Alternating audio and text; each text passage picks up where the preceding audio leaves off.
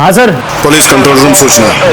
शहर के सभी पेट्रोलिंग पुलिस और टोल नाकों को सूचना दी जाती है कि शहर से जुड़े सभी 5 राज्यों के एंट्री और एग्जिट पॉइंट्स पे किसी भी गाड़ी को बिना चेकिंग के न अंदर आने दिया जाए और न बाहर छोड़ा जाए।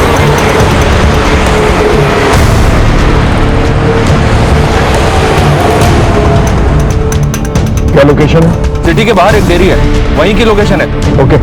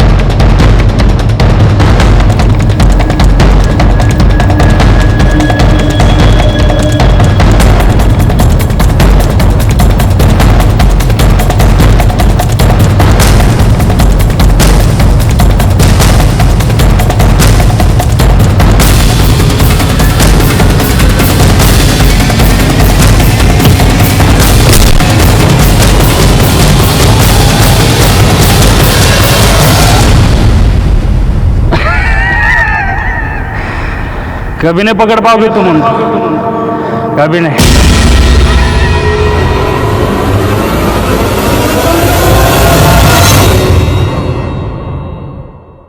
छोटे मोटे अपराध करके कानून की नजर से बच निकलना अपराधी अपराध को एक आदत बना लेते हैं। उन्हें लगता है कि वो कानून को चकमा दे सकते हैं और इसी गलत फहमी में वो एक के बाद एक जुर्म करते चले जाते हैं। आज का ये केस भी कुछ ऐसा ही है जो कभी भी देखा नहीं गया, जो शुरू तो हुआ था छोटे छोटे जुर्म से, लेकिन बढ़ बढ़ के इतना बड़ा अपराध बन गया कि एक महाजाल बन गया। सारे पुलिस डिपार्टमेंट की नींद और चैन हराम हो चुकी थी। साथ ही साथ पुलिस की गरिमा भी दांव पर लगी हुई थी। कई नौकरियां गई, कई तबादले हुए, फिर ये केस मेरे जिम्मे है। इस केस को देखना हमारे लिए बहुत जरूरी है, क्योंकि इस केस में वो दस्तक छिपी है जो हमारी मानसिकता को डिस्क्राइब करती है।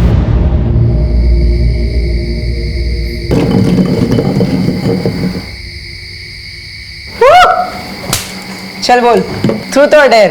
डेयर। सोच ले। इसमें सोचना क्या है? ठीक है, चल तेरा डेयर निकालता हूँ। आज रात तू खंडर में जाएगा। अब बोल। हाँ नहीं रे, मैं उस खंडर में नहीं जाऊंगा। तो फिर डेयर क्यों बोला? अब नहीं करेगा ना तो तुझे पूरे स्कूल में फेमस कर दूंगा कि तू झूठा भी है और डरपोक भी। डरपोक? ए डरपोक, डरपोक। कोई डरपोक नहीं है, ये जाएगा। लेकिन मैं चल रहा है ना। चल ठीक है, मैं तेरे साथ आऊंगा।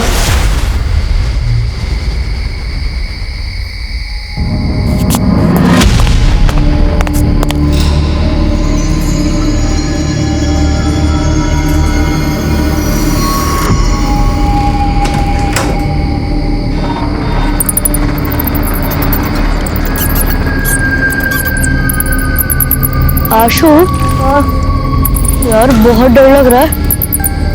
चल लौट चलते हैं, कहीं भूत भूत आ गए तो दोस्त तो हमारे जाएंगे। अबे डरपोक, दिमाग खराब हो गया क्या तेरा? ये भूत भूत कुछ नहीं होते। चल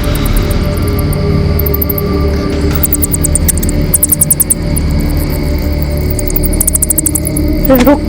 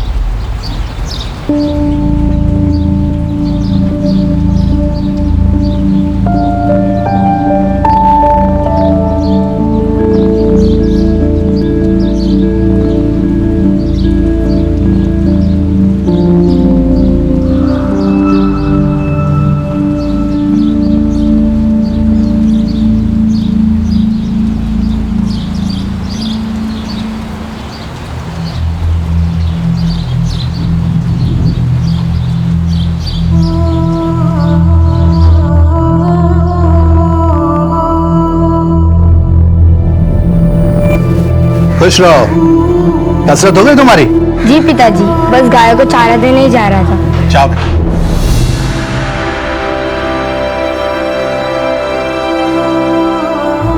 लता, हमारे बेटे में कुछ तो विशेष है। तुम देखा, एक दिन ही हमारा नाम जरूर रोशन करेगा।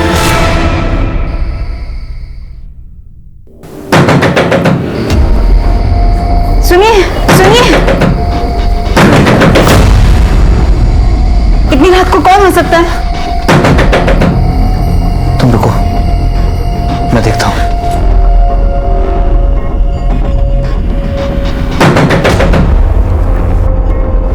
कौन है? कौन है बाहर?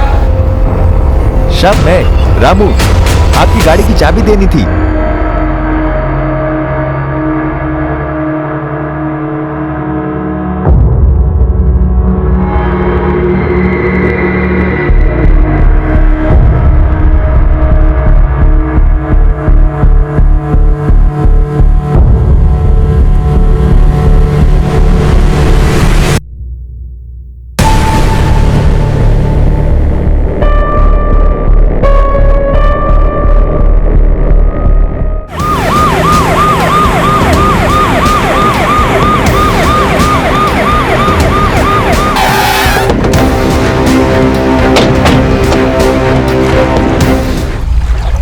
सर देख के लग रहा है लास्ट 3-4 दिन पुरानी है। चेक करो कोई आईडी वगैरह है क्या नहीं। यहाँ पास में एक बोर्डिंग स्कूल है सर, वहाँ के बच्चे अक्सर इस तालाब में मटर गश्ती करने आते रहते हैं। ये शायद वहाँ का होगा। बॉडी को पोस्टमार्टम के लिए भेजा और इस बोर्डिंग स्कूल में जाके पूछताछ कर। बोर्डिंग स्कूल किस तरफ? ये तो हमारे स्कूल का स्टूडेंट आशुतोष है। ये तो 4 दिन पहले घर जाने के लिए निकला था। क्या घर जाने के लिए निकला था? वो भी 4 दिन पहले? जी सर, दरअसल इसका एक भाई है अभिनव। ये दोनों हमारे स्कूल में ही पढ़ते हैं। पिछले हफ्ते हरिओम ने दोनों को खंडहर में पकड़ा था। कौन है उधर? ये तो हरिओम है। चल भाग, नहीं तो पकड़े जाएंगे।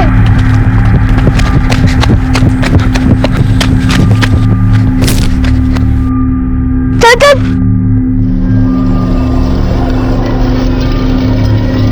इतनी रात में क्या कर रहे हो तुम दोनों? हाँ, मैडम को बोलता हूँ, चलो जल्दी। इसलिए इनके अगेंस्ट हमने इनडिसिप्लिनरी एक्शन लिया। आखिरी बात पूछ रही हूँ, कौन कौन था वहां पर? उनके नाम बता दो, नहीं तो अभी तुम्हारे पेरेंट्स को बुलाकर तुम दोनों को घर भेज दूंगी। ठीक है, अब तुम्हारे पेरेंट्स को ही बताती हूँ, वही पूछेंगे तुमसे। कितना पूछा था सर, बट ना अभिनव ना आशुतोष, किसी ने कुछ नहीं बताया। आखिरकार मैंने उनके फादर राकेश अग्रवाल को बुला लिया। अभिनव के पैर में चोट लगी थी तो वो आकर उसे ले गए, पर आशुतोष नहीं गया। बट आप तो कह रही थी वो घर जाने के लिए निकला था ना सर। अभिनव के जाने के बाद अगले ही दिन आशुतोष भी चला गया। दीदी के एंगेजमेंट है घर पर, मुझे घर जाना है। लेकिन जब वो घर नहीं पहुंचा तो उसके घर वालों ने इस बारे में आपसे कोई इंक्वायरी नहीं की? हमारे यहाँ ज्यादातर अनाथ बच्चे पढ़ते हैं और जिनका घर आसपास होता है वो वीकेंड्स में घर चले जाते हैं।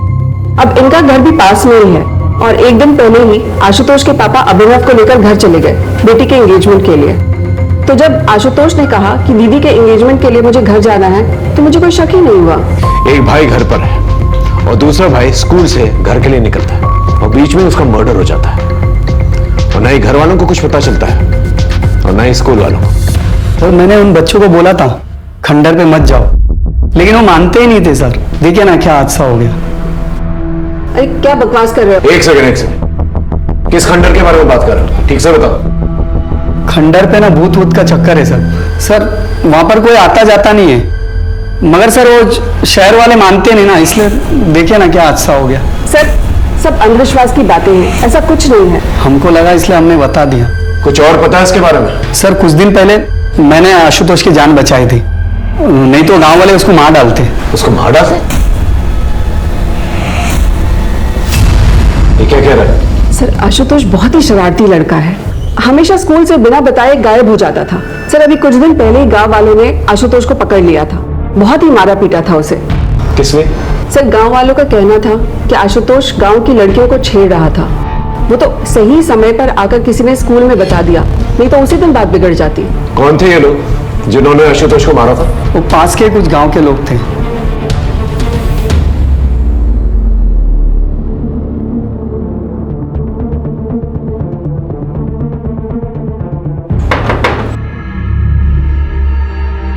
जी, राकेश अग्रवाल का घर ही? मैं हूँ राकेश अग्रवाल।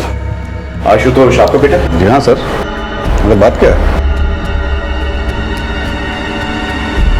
जी, उसकी लाश मिली नदी में।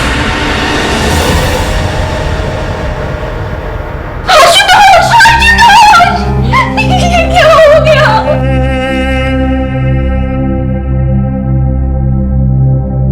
कुछ ही दिनों में मेरी बेटी सारिका की शादी है। देखिए ना सर, सिर्फ खुशी के माहौल में ये क्या हो गया। हमने लाश को पोस्टमार्टम के लिए भेज दिया। हमें लगता है कि लाश 4 दिन पुरानी है। वो स्कूल से घर के लिए निकला था, लेकिन ताज्जुब की बात यह है कि 4 दिन बीत चुके हैं और आप लोगों में से किसी ने भी एक बार भी उसे कांटेक्ट करने की कोशिश नहीं की। मेरे दोनों बेटों में आशुतोष ज्यादा शरारती था सर, और उसकी संगत में अभिनव भी बिगड़ रहा था। उस दिन जब कंप्लेंट आई तो मैंने स्कूल में जाकर उसे बहुत डांट लगाई सर, जिससे उससे अपनी गलती का एहसास हो और उसे लगे कि पापा नाराज हो जाएंगे, इसीलिए कॉल नहीं किया। अगर सर हमें जरा भी मालूम होता था कि ये सब हो जाएगा तो हम उसे कॉल क्यों नहीं करते सर? सर, मैंने तो उसे साथ आने के लिए कहा था, मगर वो नहीं माना। तू भी चल ना, दी की एंगेजमेंट में मौज करेंगे, मौज। तो जा, मैं नहीं आ रहा, वैसे भी पापा नाराज है। अरे पापा को जो कहना था उन्होंने कह दिया, अब थोड़ी ना कुछ कहेंगे। तू जा, मैं अगले हफ्ते आऊंगा। चल ठीक है। फिर ऐसा क्या हुआ था कि उसके मना करने के बावजूद वो अगले दिन ही स्कूल से निकल गया? और कहां गया? नहीं आप लोगों को बताया उसने, और नहीं स्कूल वालों को। बेटा तुम लोग उस दिन खंडर में क्यों गए थे? डेयर, आज रात तू खंडर में जाएगा ये प्रूफ करने कि वहां कोई भूत नहीं है। नहीं रे, मैं उस खंडर में नहीं जाऊंगा। डरपोक, डरपोक, कोई डरपोक नहीं है, ये जाएगा। लेकिन मैं डर रहा है ना? चल ठीक है, मैं तेरे साथ आऊंगा। वो भूत कुछ नहीं होता है। मैंने मना भी किया था उसे, पर लेकर गया वो मुझे, और वहां वो था।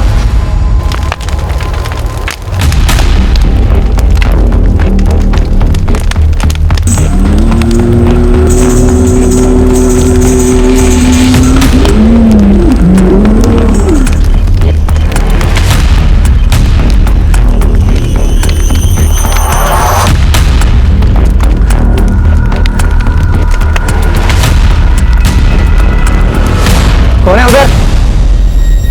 बेटा वो अघोरी कौन था? उसे पहले कभी देखा था? हम तो पहली बार देख रहे थे उसे, मगर वो था बहुत डरावना।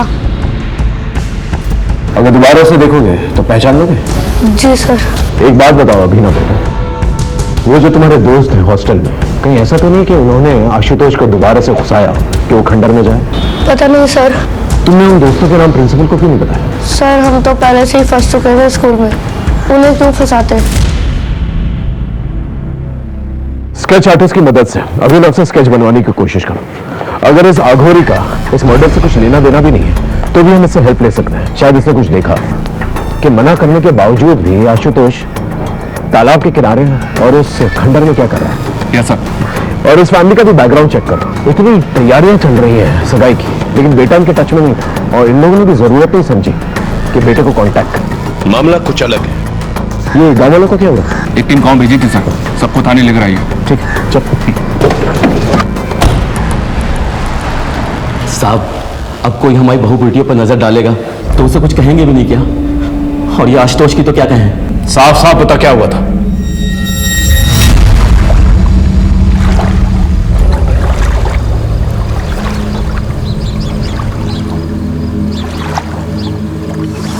साहब, उसकी अकल तो उसी दिन ठिकाने लगा देते गांव वाले, मगर वो स्कूल वालों को पता नहीं किसने बता दिया और वो उसको बचा कर ले गए। और उसकी अकल ठिकाने लगाने के चक्कर में जब आशुतोष तुझे मिला अकेला तो हमेशा हमेशा के लिए उसे ठिकाने लगा दिया और उसकी लाश को तालाब में फेंक दिया। क्यों? 2 महीने पुरानी बात का बदला हम लोग अब क्यों लेंगे? जो कुछ होना था उसी दिन हो गया था। उसके बाद से तो वो लड़का गांव या तालाब की तरफ तो दिखाई भी नहीं दिया। लेकिन उसकी लाश तो तालाब के पास ही मिली थी। साहब, मुझे इसका कुछ मालूम नहीं। सर, उस गांव वाले के बारे में पता किया, मगर उसका कोई ऐसा कोई क्रिमिनल रिकॉर्ड नहीं है कि किसी की जान ही ले ले। ठीक है, अपनी जान जारी रखो और उसको कुछ दिनों तक यहीं पर रखो। ओके? जब भी हम किसी केस की छानबीन करते हैं तो उस केस के हर एक पन्ने को पलट कर देखते हैं, विक्टिम से जुड़े सभी लोगों की अच्छी तरह से छानबीन करते हैं, सस्पेक्ट्स के सभी एंगल्स को अच्छी तरह से टटोलते हैं। इस केस में मामला बड़ा होने के साथ साथ सेंसिटिव भी था, इसलिए हमें बहुत ही समझदारी के साथ, बहुत ही गुप्त तरीके के साथ सब कुछ करना था। हम मुजरिम को चौकन्ना नहीं करना चाहते थे। केस में मुश्किलें बहुत थी, लेकिन हमने भी ठान ली थी। पृथिव्यानि त्रीणि रत्नानि जलमन्नं सुभाषिताम मुद्दे मुद्दे पृथिव्या त्रीणि रत्नानि जलमन्नं सुभाषितम् मुद्दे पाषाण खान्देषु रत्न संज्ञा विधीयते। अरे वाह, अब आप इस श्लोक का अर्थ बताइए। इस श्लोक का अर्थ है कि इस धरती पर सिर्फ 3 प्रकार के रत्न हैं, जल, भोजन और मनुष्य के विचार। बहुत अच्छे, आप ऐसे ही मेहनत करते रहो, एक दिन अपना बहुत बड़ा मुकाम हासिल करोगे।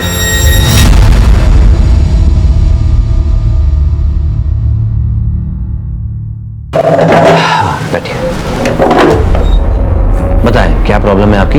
प्रॉब्लम तो मुझे कुछ भी नहीं है, तुमने जो ऑपरेशन किया था ना, उसी के बारे में कुछ बात करनी थी।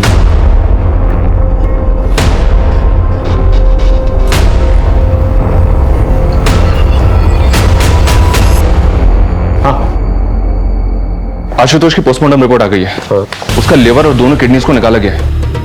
क्या? मतलब organ trade? No sir, postmortem doctor की राय अलग है। उनका कहना है कि ऑर्गन्स निकाले जरूर गए हैं, बट इतनी बुरी तरह से कि वो डैमेज हो गए होंगे। 90% चांसेस है कि वो किसी को यूज करने लायक रह गए। और उनका कहना यह भी है कि ये किसी प्रोफेशनल डॉक्टर का काम नहीं है। कोई ऐसा करेगा क्यों? आखिर इसके पीछे क्या मामला हो सकता है? हो सकता है सर आशुतोष किसी कल्ट का शिकार बना हो, और वैसे भी वो अघोरी खंडर में ही था। मतलब ब्लैक मैजिक। इस अघोरी को ट्रैक करो, इसका मिलना जल्द से जल्द बहुत जरूरी है। और ऑर्गन ट्रेड के एंगल को भी खंगालो अच्छी तरह से। इससे रिलेटेड सभी लोगों से पूछताछ करो। जब तक का मामला क्लियर नहीं हो जाता हम कुछ कह नहीं सकते। सर, उस अघोरी का पता चल गया है। पकड़ो इसे, अभी जेल जाने का टाइम आ गया। बाबा जी ये क्या कर रहे हो? छोड़ो हमें। ले चलो इसे। छोड़ो। अरे हमने क्या किया है? अच्छा, तो तू है इन सब का बड़ा अफसर, मगर याद रख, एक सन्यासी की साधना में रोड़ा बन रहा है तू। मिट्टी में मिला दूंगा तुझे। बाबा जी, ये सन्यासी का चोला उतार के जरा ये बताइए, ये बच्चे आशुतोष का क्या किया? कौन आशुतोष? हम तो सिर्फ ब्रह्मा ब्रह्म को जानते हैं। देख, हमसे मिलने आत्माओं के आने का समय हो रहा है, जाने दे हमें। क्षमा कर दूंगा तुझे तेरी इस भूल के लिए। अरे बाबा, कहाँ चल दिए? चुपचाप यहाँ खड़े रहिए और हमारे सवालों के जवाब दीजिए, समझे? अरे मूर्ख, इतना दुस्साहस! राख कर दूंगा, मिट्टी में मिला दूंगा। देखो बाबा, सीधे सीधे इज्जत से पूछ रहा हूं, क्या कि उस बच्चे की लाश मिली है उस खंडर के पास जो तालाब है ना, वहां जहां पर आप कुंडली मार के बैठे हुए और उसके अंग निकाले गए? कोई मजाक नहीं चल रहा है यहां पर। सीधे सीधे से बताओ, अगर कुछ देखा है तो। देखना चाहेगा? अभी दिखाता हूं मेरी शक्तियां।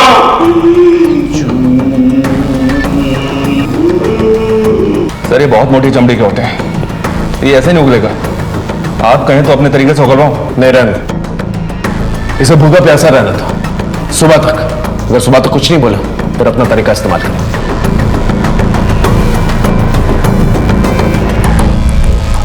ऑर्गन ट्रेड के एंगल में कुछ मिला?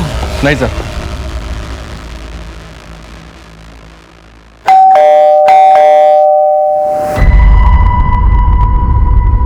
इतनी देर क्यों हो गई आज? कुछ नहीं, होम विजिट पे चला गया था। सर, आशुतोष की फैमिली बहुत खुश थी, सरिका की शादी हो रही थी और दोनों बच्चे भी बहुत अच्छे थे सर। बट राकेश फाइनेंशियली बहुत परेशान था। परेशान था मतलब? सर, राकेश की फाइनेंशियल कंडीशन खराब थी, लेकिन अपनी बेटी की शादी में उसने दिल खोल के खर्च करने का मन बनाया था। अपने पड़ोसी से 5 लाख रुपए उधार भी मांगे थे, पर लिए नहीं। लेकिन इस सब का आशुतोष के मर्डर से क्या कनेक्शन? सर, हो भी सकता है, वो क्या है, मैंने उसकी फाइनेंशियल कंडीशन चेक की तो मुझे ये मिला। इसी वजह से उसने 5 लाख रुपए उधार नहीं लिए थे पड़ोसी से। ये आशुतोष की एफडी है 5 लाख रुपए की, जिसे उसने 10 दिन पहले तोड़वाया था। बैंक से एक और बात पता चली साहब। क्या? इसे उसने पहले भी तोड़वाने की कोशिश की थी, लेकिन तब वो ऐसा नहीं कर पाया था। लेकिन क्यों? सर, नाबालिग आशुतोष का एफडी तुड़वाने के लिए हमें उसके गार्डियन राकेश का भी साइन चाहिए था। राकेश का साइन तो सही था, पर जब हमने क्रॉस चेक किया तो आशुतोष का साइन ही फर्जी निकला। इसलिए हमने एफडी तोड़ने से मना कर दिया। इस पर मिस्टर राकेश काफी नाराज भी हुए थे और फिर कुछ दिन बाद वो आशुतोष को ही लेकर बैंक आए थे। तुम यहाँ पे साइन करो बेटा। सही से साइन करना, नहीं तो फिर बोलेंगे कि फर्जी साइन कर लाया हूँ। आशुतोष ने तो मेरे ही सामने साइन किया था, पर सर वो कुछ डरा हुआ लग रहा था। इतने पैसों की क्या जरूरत पड़ी थी कि अपने बेटे के फर्जी साइन करवाए? और इतना शौक क्या चढ़ा था कि अपनी बेटी की शादी इतने आलीशान तरीके से करवानी थी? अरे सर, उस मैनेजर को तो 10 साल पहले रिटायर हो जाना चाहिए था। उम्र के साथ साथ उसकी आंखों और दिमाग दोनों ने साथ देना बंद कर दिया है। मैंने कोई फर्जी साइन नहीं किए, वो तो आशुतोष ने किए थे, लेकिन उस मैनेजर को लगा कि मैंने नकली साइन किए हैं, फ्रॉड बना दिया मुझे बैंक में। सर, इसलिए आशुतोष को बैंक ले जाना पड़ा। इस एफडी तोड़ने के पीछे की कहानी हमें पता है, अच्छे से पता है। आपके और आपके बच्चों की कोई भी एफडी नहीं, और जिसकी एफडी है उसकी एफडी 10 दिन पहले तोड़ी गई और तोड़ते के साथ ही उसकी मौत हो जाती है। ये कोइंसिडेंस सही है? अरे सर, कोई कोइंसिडेंस नहीं है। मेरे बेटे की एफडी थी, मैंने तोड़वा दी। आप मुझे गोल गोल घुमा रहे हैं। जा सकते हैं।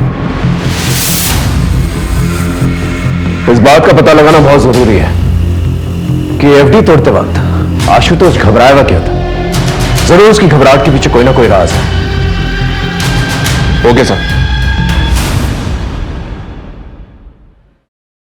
क्या हुआ?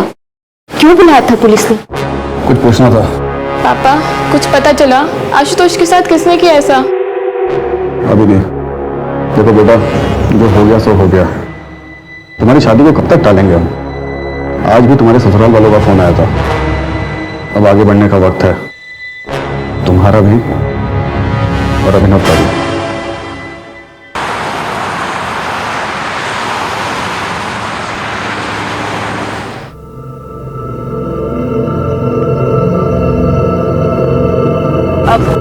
भैया, आगे से अंदर ले लीजिएगा।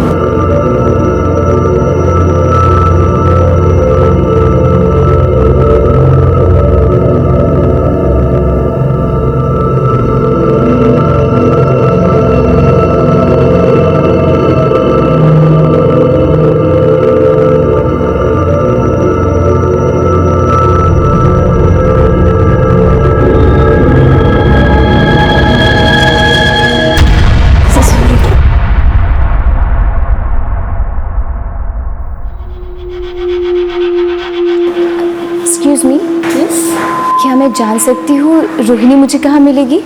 जी आपको?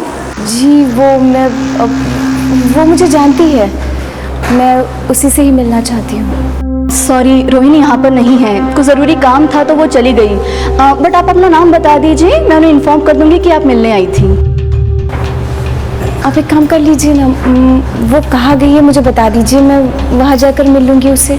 सॉरी मैम, वो हम आपको नहीं बता सकते। आप अपना मुझे नाम बता दीजिए, वो जैसे ही आएंगे हम इन्फॉर्म कर देंगे।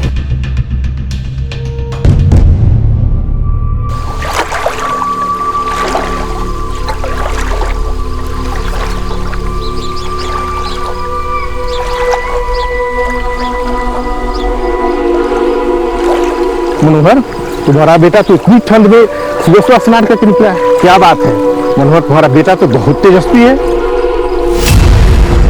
राम राम राम राम राम। ए पापी, तुमने मेरा धन भ्रष्ट कर दिया, अपने उतरन का पानी सूरज मुझ पर डाल दिया।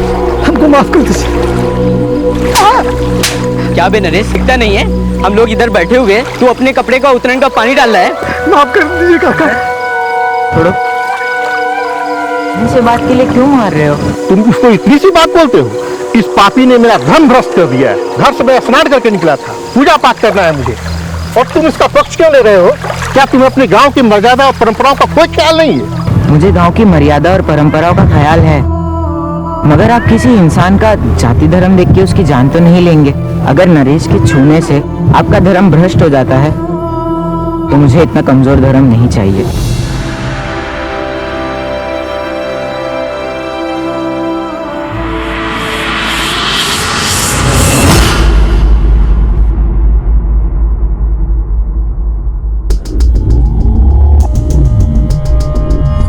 सर हमने नजर रखी हुई है, कोई हलचल नहीं है। देख गुड्डू, ऑर्गन ट्रेड का एंगल तो है इस केस में। अब तू हमें बता दे, अगर बाद में पता चला ना कि तू कुछ भी जानता है तो प्रॉब्लम हो जाएगी तेरे लिए, समझा?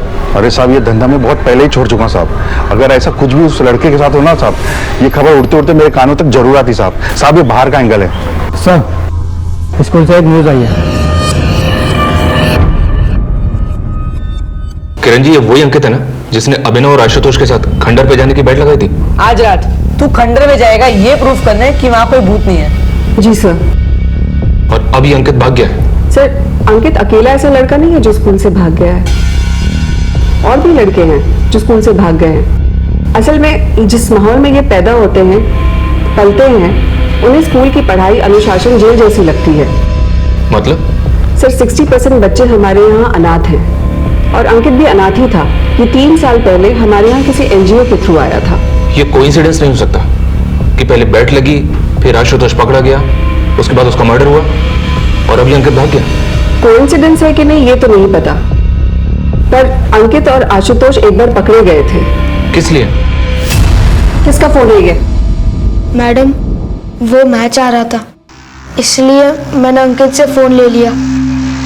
मुझे नहीं मालूम था कि इसमें ऐसी सब फिल्म्स पड़ी होगी। झूठ बोल रहे हैं मैम, वो गंदी फिल्म देखने के लिए उसने मुझसे फोन लिया था। ये फोन और ये फिल्म कहाँ से आई तुम दोनों के पास? पड़ा हुआ मिला था। ऐसी चीजें तुम दोनों को ही कैसे मिल जाती है, बाकी बच्चों को नहीं मिलती है?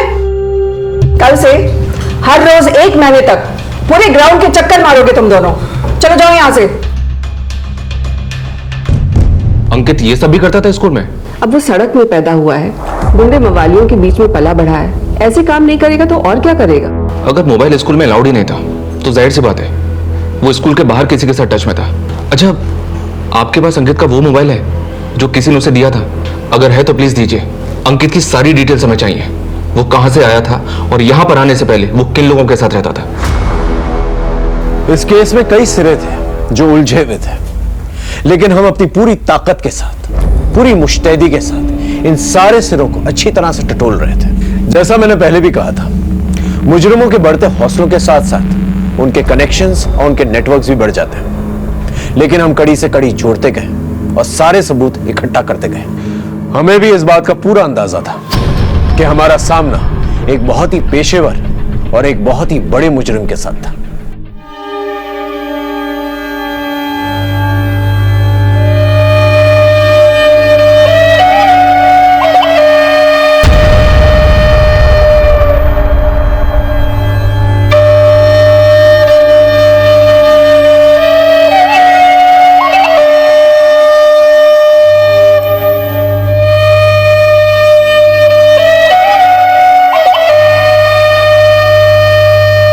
बड़ी गलत बात है शंकर। ये औरतें तुमसे अपनी मेहनत की मजदूरी मांगने आई, तुमने इनकी पिटाई कर दी। ये तो ठीक नहीं।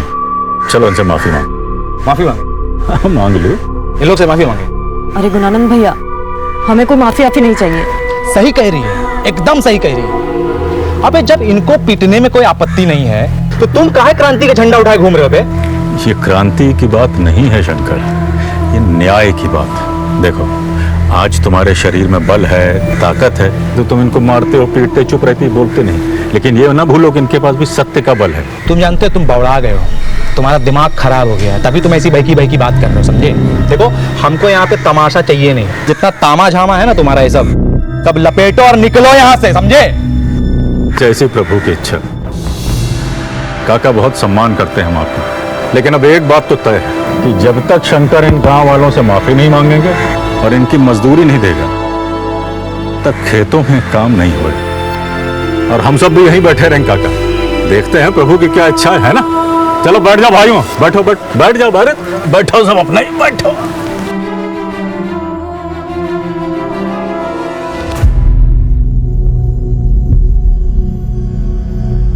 गुणानंद, छोड़ो, जाने दो। शंकर से गलती हो गई, आगे से ऐसा नहीं करे। तुम मुझसे सब अपनी मजदूरी ले लो, ये मजदूरी ले लो। धन्यवाद कर। बोल इनसे, आगे से किसी को नहीं मारेगा। माफी मांग इनसे, बोल।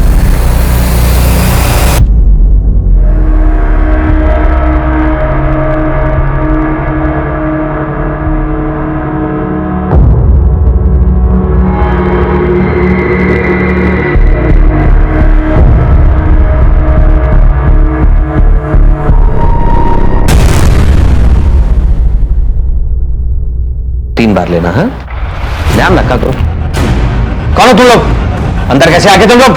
कंपाउंडर, क्या कर रहे हो तुम?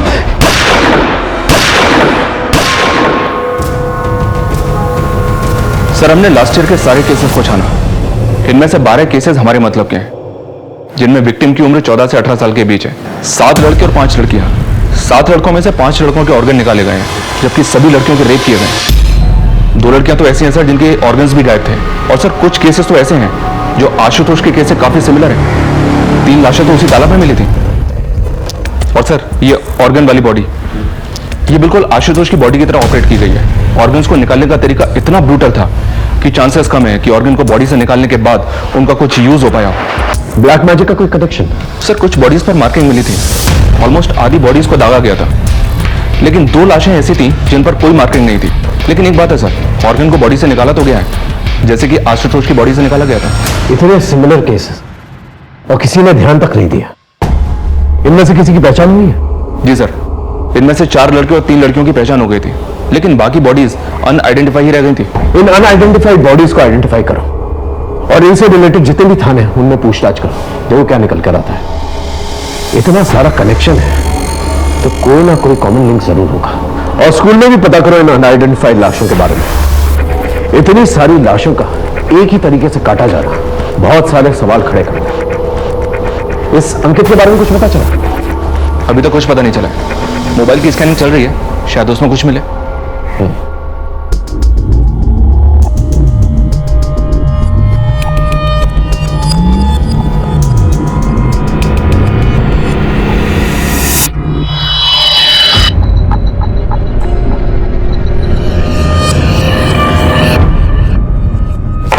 सर, आप लड़कों के बारे में क्रॉस चेक कर रहे थे वो तो ठीक है, पर ये लड़कियां हमारा बॉयज स्कूल है। पॉसिबल है कि आसपास की लड़कियां हों जिन्हें आपने कभी देखा हो या आपके स्कूल में उन्हें कोई जानता हो, कोई गर्लफ्रेंड या कोई फ्रेंडशिप वगैरह। सर, हमारे यहाँ के स्टूडेंट तो बाहर ही नहीं जाते हैं, तो ये लड़कियों वाला एंगल तो निकलता ही नहीं है। मैडम, जिस ट्रस्ट का स्कूल है उनके गर्ल्स स्कूल भी तो है, हो सकता है वहां की कोई लड़की हो। होगी सर, पर मैं इनमें से किसी को नहीं जानती हूँ। आप ट्रस्ट का एड्रेस लीजिए और वहीं जाकर पता कर लीजिए। सर, आप इस तरह से अपनी इन्वेस्टिगेशन में बार बार स्कूल को लेकर आ रहे हैं, स्कूल की रेपुटेशन पे असर पड़ रहा है। सर, इनमें से कोई भी लड़का या लड़की हमारे किसी भी स्कूल या इंस्टीट्यूट से रिलेटेड नहीं है। हाँ, जो बच्चे हमारे स्कूल से भागे हैं, ये उनकी मिसिंग रिपोर्ट है, जो हमने पुलिस में भी लिखवाई हुई है। उसके बाद उनके साथ क्या हुआ ये हमें भी नहीं पता। हमें स्कूल से भागे हुए हर बच्चे की डिटेल चाहिए। वो यहाँ पर आने से पहले किसके साथ थे, कहाँ रहते थे। जी सर। बेबी बस 2 मिनट, बेबी 2 मिनट, बस 2 मिनट, बेबी 2 मिनट, बस 2 मिनट में सब्जी तैयार, फिर बेबी खाना खाएगा। चलो बेबी, बस बस बस, चलो देखिए कौन है, कौन है, कौन है, कौन है, देखिए कौन है, कौन है, कौन है, देखो देखो देखो कौन है। ओ मम्मा आई है। क्या हुआ मेरे बच्चा? सुबह से तंग ही कर रहा है। सब्जी, अरे सब्जी।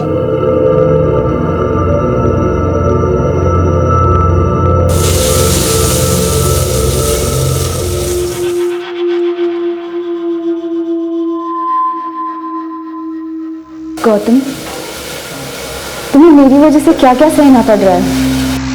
क्या हो गया अचानक? तुम जानती हो चाहे कुछ भी हो जाए मैं हमेशा तुम्हारे साथ हूं। अच्छा बताओ, तुम्हारा काम कैसा था?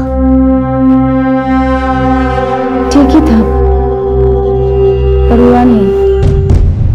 अगर हमें इस बार का चुनाव जीतना है ना तो कुछ अलग करना पड़ेगा। हम अपने कैदी पर चुनाव नहीं जीत सकते। वो गुणानंद है ना, वो जनता का मसीहा बन बैठा है। अच्छा, अभी जागे हैं आप। सरकार, ये जो बुद्धि आपको आई है ना, बहुत देर से आई है, समझे? क्या लूट मचाए हो पिछले 5 साल तक। और जिस टाइम पे आप लूट मचा रहे थे ना, वो गुणानंद जनता के बीच में जाके उनके लिए काम कर रहा था, इसीलिए मसीहा बना है। हमारी एक बात ना आप कान खोल के सुन लीजिए, आपके इस नेतागिरी में ना बहुत सारा पैसा लगाए हम, अब हम नुकसान नहीं उठा सकते। तो ये गुणानंद का हिसाब किताब कीजिए, समझ रहे? क्या है कि हमारा पैसा ना मेहनत का पैसा है, ब्याज सहित असूले में। वक्त के साथ साथ ये केस भी बड़ा और संगीन होता चला जा रहा था। नए नए खौफनाक और खतरनाक मामले रोशनी में आ रहे थे, क्योंकि लोगों में डर का माहौल बना हुआ था, इसलिए कोई भी खुलकर सामने नहीं आना चाहता था।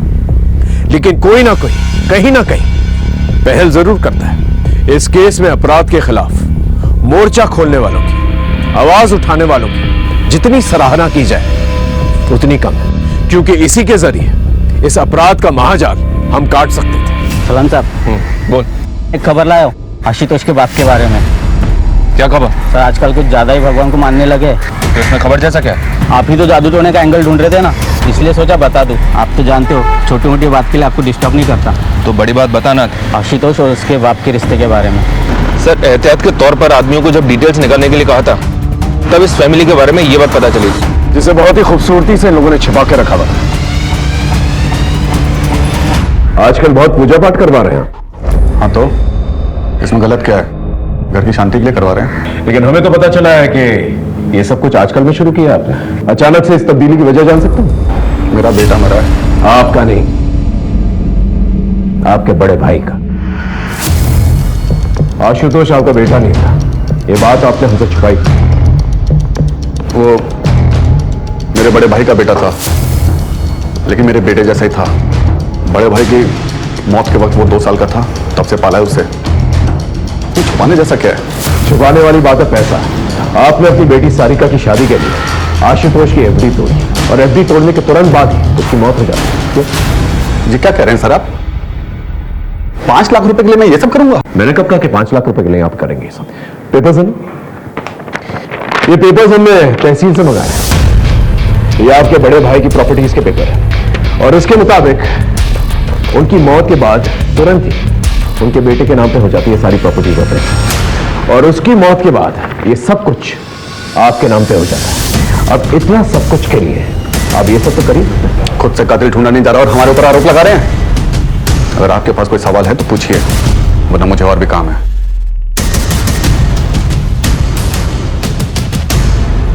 इस आदमी के बारे में पता कर लो, जरूर कुछ ना कुछ छुपा रहा है। और जितने भी बाबा और पंडित हैं उन सबको राउंड अप करो, पता करो कौन सी पूजा पाठ करवा रहा है। कहीं ये जादू टोना तो नहीं करवा रहा? पता करते हैं सर।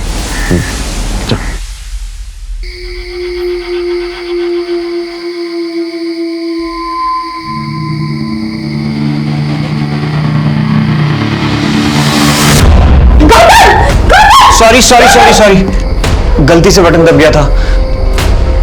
मैं जानता हूँ तुम्हें अंधेरे से डर लगता है, सो सॉरी। कोई बात नहीं, एक्चुअली सॉरी तो मुझे कहना चाहिए था। फोबिया मुझे है और खामखा तुम्हें तकलीफ में डाल रही हूँ। मैं जानता हूँ तुम्हारा दर्द, तुम्हारे मन में बहुत कुछ चल रहा है, पर तुम किसी से शेयर नहीं करना चाहती। पर मैं हूं ना तुम्हारे साथ।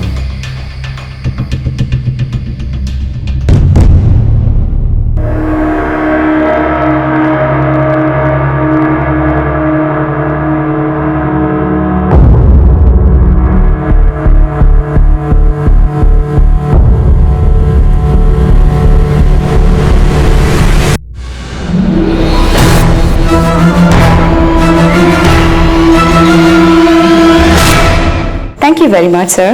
Have a great day.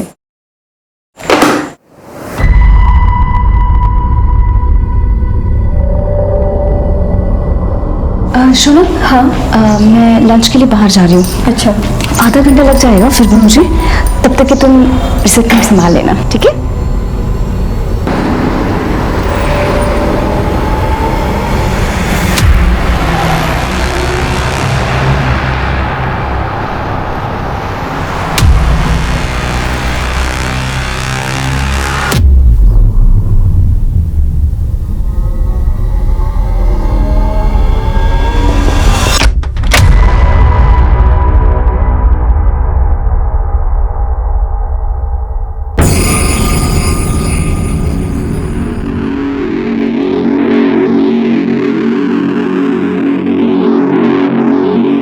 कुछ मिला? हाँ मिला तो है, मगर मुझे वो तो मिल जाए जिसके लिए मैंने इतना बड़ा रिस्क लिया है।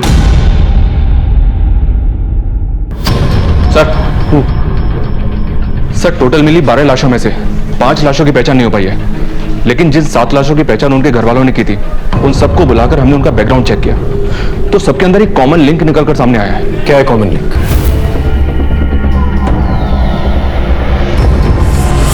अच्छा, तो इसका मतलब यह हुआ इन बच्चों की फैमिलीज का इन्वॉल्वमेंट कहीं ना कहीं इस मर्डर्स में है, या फिर डर के मारे इन लोगों ने केस फाइल नहीं किया इसके खिलाफ। बिल्कुल सर, एग्जैक्टली यही लिंक आशुतोष की फैमिली का है। राकेश के यहाँ काफी आना जाना है इनका।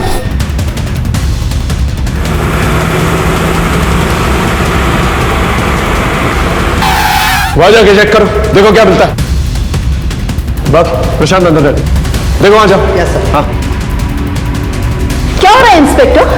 आप लोग ऐसे कैसे प्रेमाइस के अंदर घुस आए? देखिए मैम, हमें प्लीज अपना काम करने दीजिए, आपको जल्दी पता चल जाएगा। Okay sir. हाँ प्रशांत, कुछ पता चला? अंदर कुछ भी सस्पिशियस नहीं मिला। छोटे छोटे बच्चे यहाँ आते हैं, आप लोग की इस तरह की गैर जिम्मेदार हरकत की वजह से देखिए कितना डरे हुए हैं वो। इस तरह आप लोग अंदर घुस आए, वो भी बिना वारंट के। I will complain it to your seniors.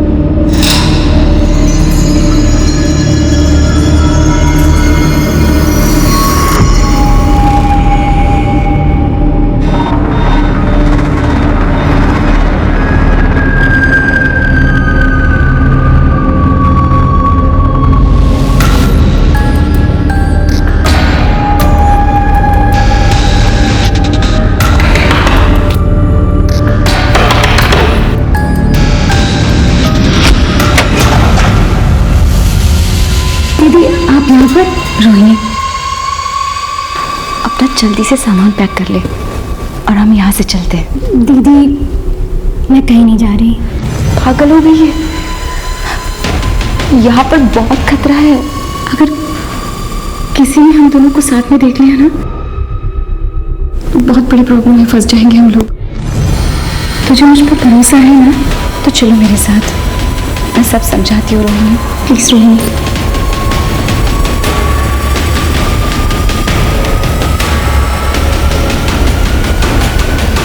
चलो रोहिणी। रुक क्यों गई?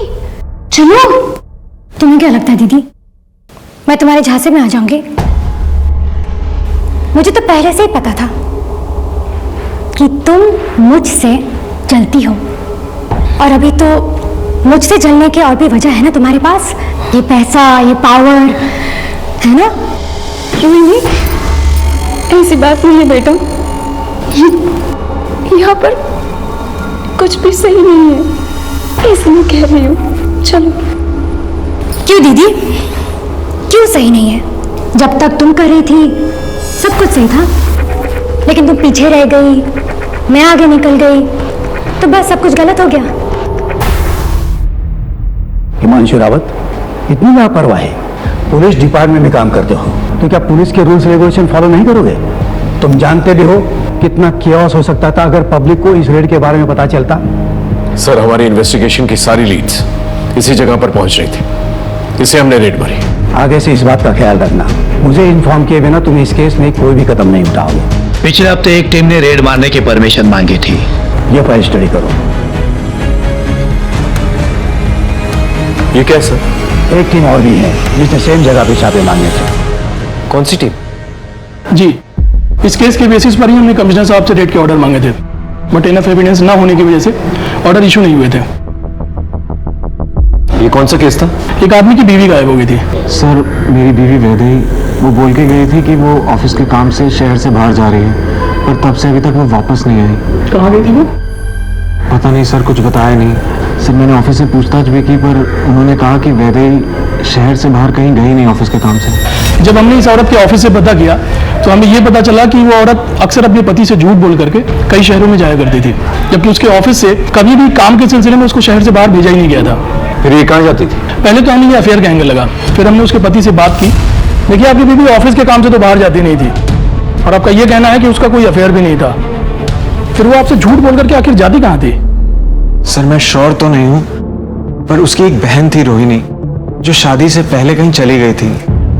हो सकता है वैदेही उसे ही ढूंढने जाती हो, क्योंकि हमेशा वो यही कहती रहती थी कि उसको वो ढूंढ के रहेगी। कहाँ से गायब हुई थी उसकी बहन? सर कभी उसने मुझे बताया नहीं। जब हमें वैदेही की बहन रोहिणी की गुमशुदगी के बारे में पता चला तब हमने अपनी इन्वेस्टिगेशन फिर से शुरू की। हमने वैदेही की पूरी ट्रैवल हिस्ट्री निकाली, अलग अलग उन शहरों की जहाँ पर वैदेही जाया करती थी और हर उस जगह के बारे में जहाँ के लिए उसने ऑटो बुक किया था, और वो सब वैदेही को एक ही पॉइंट पर लेकर के गए थे, नेटवर्क्स की इन बिल्डिंग्स पर। जी। और आखिरी बार वैदेही जब गायब हुई तब भी वो ऑटो से इसी बंगलों पर गई थी जो इसी नेटवर्क की प्रॉपर्टी है। हमें डाउट है कि वैदेही और उसकी बहन रोहिणी का गायब होना इन लोगों से ही रिलेटेड है, और शायद इसीलिए वैदेही अलग अलग शहरों में जाया करती थी और इसीलिए उसने अपने पति को कुछ भी नहीं बताया था। हो सकता है जान के खतरे को लेकर के डर रही होगी।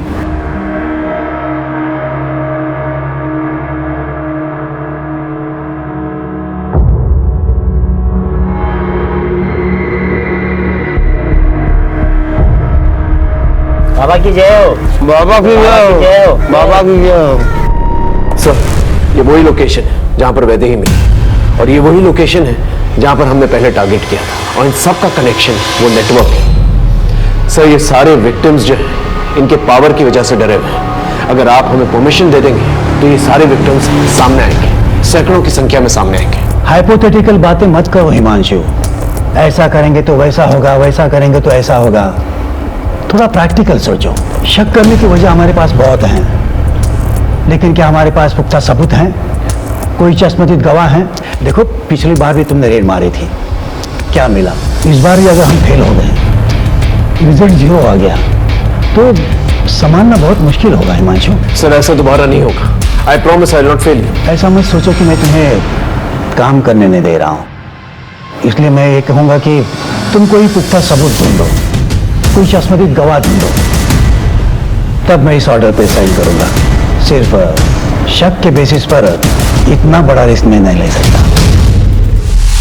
हमने पूरी एड़ी चोटी का जोर लगा दिया था, लेकिन फिर भी अपराधी को पकड़ने में हम नाकामयाब रहे। अब हलचल बढ़ गई थी। अब अपराधी की नजर पुलिस की हर एक मूवमेंट पे थी, क्योंकि केस सेंसिटिव और बड़ा था। कमिश्नर साहब की इंस्ट्रक्शंस और उनकी फिक्र वाजिब थी। हम कोई गलती नहीं कर सकते थे और न ही खुलेआम हाथ डाल सकते थे। ऐसे में हमने ठोस और पुख्ता सबूत जमा करने शुरू किए। एक कहावत तो आपने सुनी ही होगी, पाप का घड़ा एक ना एक दिन जरूर भरता है। शायद वक्त आ गया था कि इस गुनहगार की किताब के पन्नों में कानून की सजा के पन्ने अब लिखे जाएं। ये आपने लिखवाई थी? जी सर, मेरे पति ऋतुराज की हत्या इन्हीं लोगों ने करवाई है, क्योंकि उन्होंने इन लोगों के लिए काम करने से मना कर दिया था। वो लोग इतने बड़े हैं कि पुलिस कुछ नहीं कर पाई। न शूटर मिला, न इंसाफ हुआ।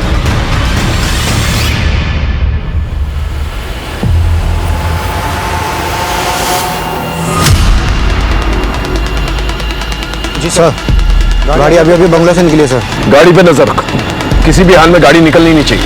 ओके सर, अब तो सबूतों के साथ साथ गवाह भी मौजूद है। हाँ सर, वो वही है हाईवे पर।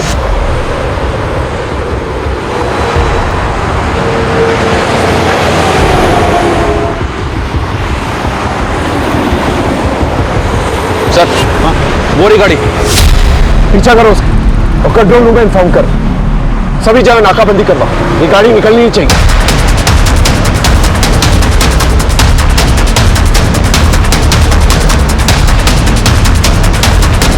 चलो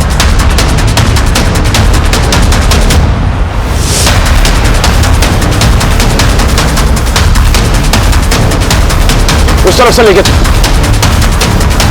ओवरटेक करो।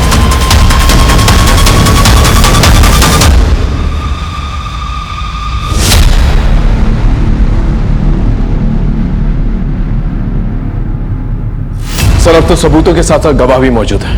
हमारी टीम्स रेडी है, बस आपके ऑर्डर्स की जरूरत है।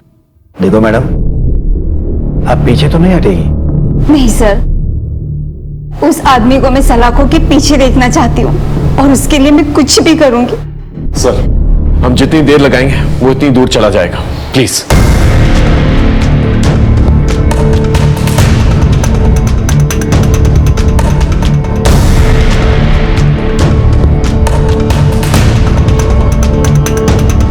Thank you sir. देखो हिमांशु, अगर ये ऑपरेशन फेल हुआ तो हमारे डिपार्टमेंट की इज्जत मिट्टी में मिल जाएगी। Don't worry sir, I will get.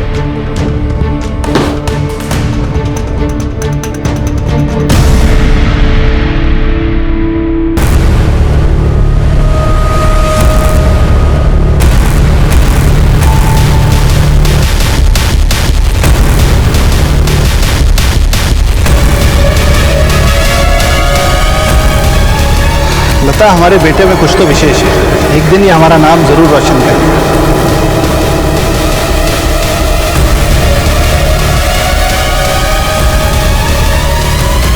अगर नरेश के छूने से आपका धर्म भ्रष्ट हो जाता है तो मुझे इतना कमजोर धर्म नहीं चाहिए। जब तक शंकर इन गांव वालों से माफी नहीं मांगेंगे और इनकी मजदूरी नहीं देंगे, खेतों में काम नहीं हो पाएगा। देखते हैं प्रभु की क्या इच्छा है ना।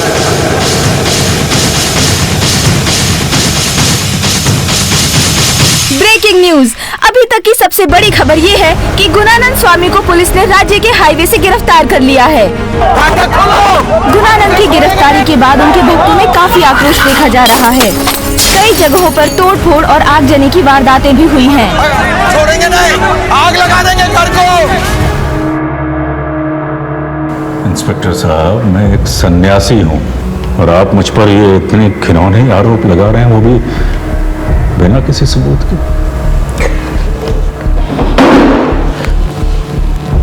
हमारे पास तेरे खिलाफ सबूत भी है और चश्मदीद गवाह भी है। कितने बड़े अफसर हैं आप, फिर ऐसी नादानों जैसी बातें क्यों कर रहे हैं? किसी ने कुछ ऊट पटांग कह दिया और आप हमको यहाँ इस कारावास में ले आए कैद करके।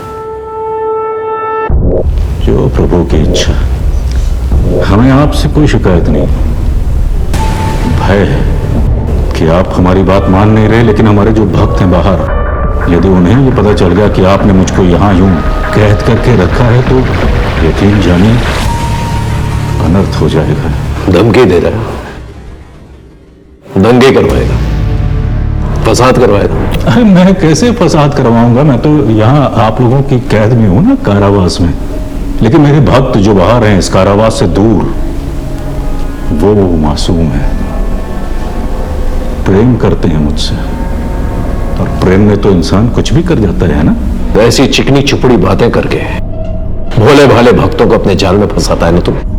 लेकिन यहाँ ऐसा नहीं चलेगा, यहाँ गुनाह कबूल किए जाते हैं। परंतु कौन से गुनाह, कौन से? ये ऐसा नहीं मानेगा। एक काम करो, इसे यहीं रखो और खाना पीना बिल्कुल नहीं देना और सोने भी मत देना। देखते हैं खेल कितने दिनों तक चलता है।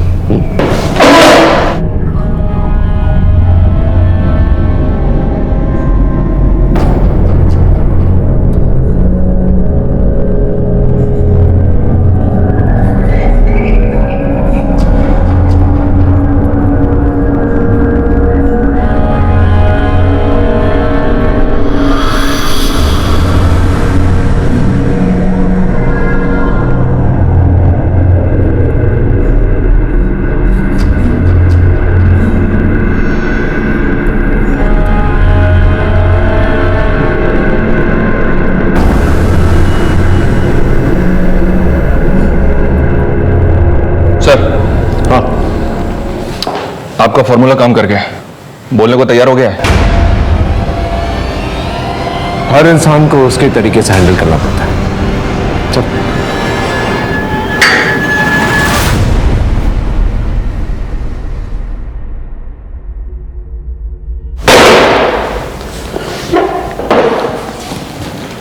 चल, अब बोल। न जाने 2-3 लोगों ने क्या बक दिया, आप तो मेरे पीछे ही पड़ गए इंस्पेक्टर। ये दीवारें ज्यादा दिन तक रोक नहीं पाएंगे इंस्पेक्टर। ऐसी चिकनी चुपड़ी बातें करके भरतपुर से पूरे भारत के लोगों को धोखा दिया है तूने। बचपन से मेरे बाबा को लगता था कि कुछ खास है मुझे, कुछ तो बड़ा करूंगा मैं, और धीरे धीरे यही बड़ा करने की धुन मुझ में सवार होती चली गई। गुणानंद बाबा की, गुणानंद बाबा की, गुणानंद बाबा की। धीरे धीरे मुझे समझ में आ गया कि लोगों पर राज करने के लिए उनका विश्वास जीतना बहुत जरूरी है। बस फिर क्या था, मैं लोगों की भलाई के काम करना शुरू कर दिया मैंने, और लोगों का विश्वास दिन प्रतिदिन मुझ पर बढ़ता चला गया। बस फिर क्या था, पैसे मेरे कदम चूमने लगे, बड़े बड़े लोग आते थे मेरे सामने सिर झुकाते थे, मैं जो चाहता था वो करता था।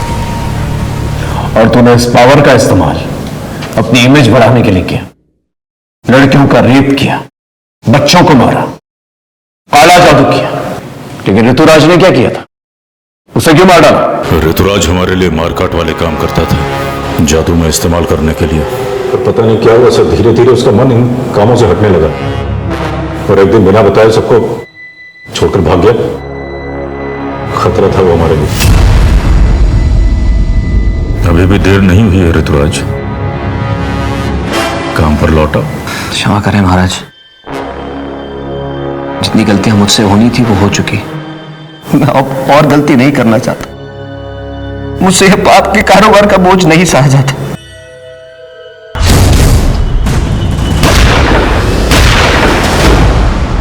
वैदेही कहाँ है?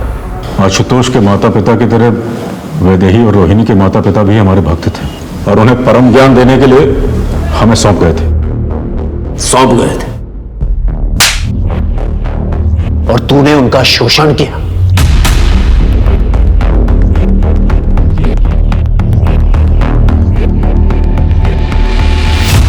वैदेही कभी भी सहज नहीं थी आश्रम में, लेकिन रोहिणी पूरी तरीके से काबू में थी हमारे।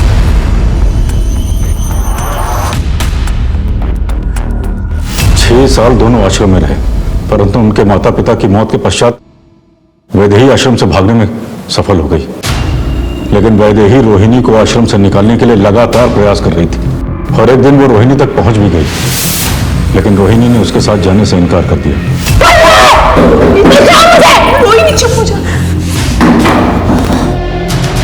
पहले तो मैंने वैदेही को छोड़ दिया था, परंतु अब वो वापस आई। मैंने सोचा अगर इस बार उसे छोड़ देता तो वो पुलिस को अपने साथ ला सकती थी, इसलिए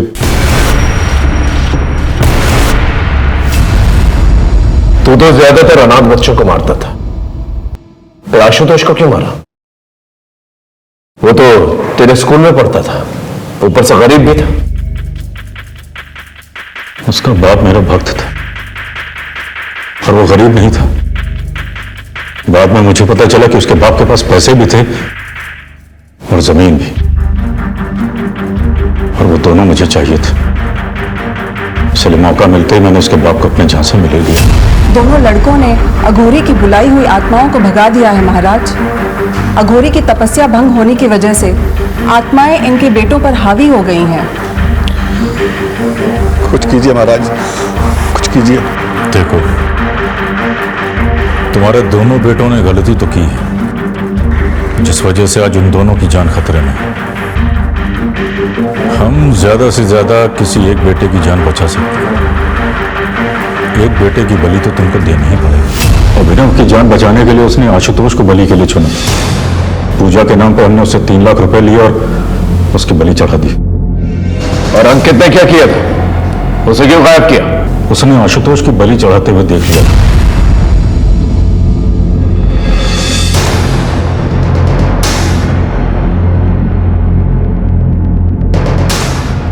ना जाने तूने कितनी जमीनों का गबन किया है, कितने घरों को बर्बाद किया है, कितने भोले भाले मासूम लोगों को हमेशा हमेशा के लिए मिटा दिया है। अपना साम्राज्य फैलाने के लिए कितने लोगों को बलि का बकरा बनाया, और ना जाने कितनी लाशों पर चल के तो यहां तक पहुंचा है। लेकिन अब नहीं।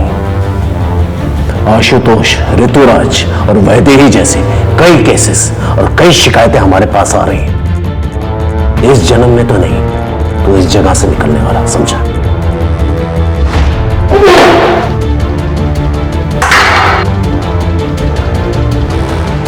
आज दुनिया के हर एक कोने में ऐसे बाबा हैं जो आध्यात्मिक होने के साथ साथ बड़े बड़े और अच्छे अच्छे काम करते हैं, और लोग भी आंख बंद करके उन पर विश्वास करते हैं। एक बात हम आप सबको बता देना चाहते हैं, आप आस्था जरूर पालें, लेकिन मर्यादा का भी पालन करें। और बाबाओं को आगाह करते हैं कि आस्था के नाम पर अगर वो लोगों के साथ विश्वासघात करेंगे, अपराध करेंगे, तो उसका अंजाम सीधा जेल होगा। आज भारत के हर एक कोने में कई ऐसे नामचीन बाबा हैं जो जेलों में बंद हैं, जिन्होंने आस्था के नाम पर लोगों को ठगा है। जिस तरह से गुरुनानक ने अपने करियर की शुरुआत की थी, अगर उसी सोच को लेकर वो आगे चलता तो शायद वो आज इस अपराध का महाजाल का रचयिता नहीं बनता। हम इन बाबाओं को ताकतवर बनाते हैं और इस ताकत और भरोसे का ये लोग नाजायज फायदा उठाते हैं। और फिर ना ही सिर्फ ये लोग अपना नाम खराब करते हैं, बल्कि अपना अंजाम भी खराब करते हैं।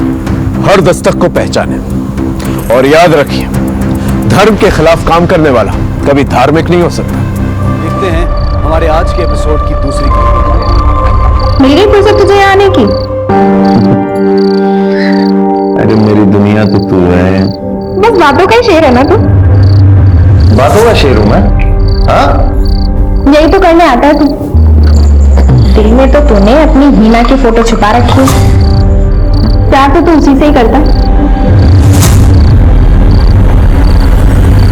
बहुत प्यार करता हूँ मैं, लेकिन क्या है ना सीतारा, ये किस्मत बड़ी गंदी चीज होती है। जहाँ खुशियां मिलेंगी वहीं गच्चा मारती। तेरी किस्मत के कहाँ उमेट के सीधे रास्ते पर तुझे लाने की मेरी जिम्मेदारी। तेरा जो पागलपन है ना, उससे मुझे बहुत प्यार है।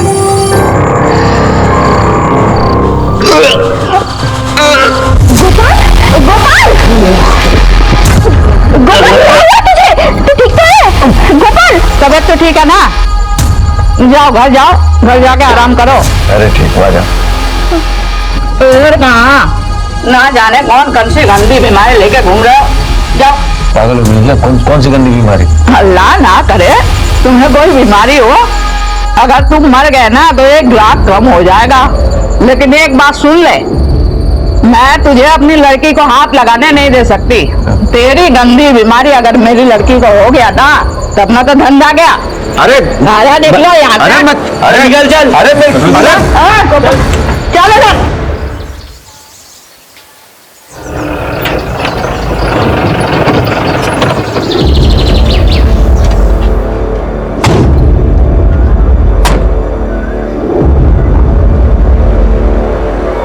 आ गया तू?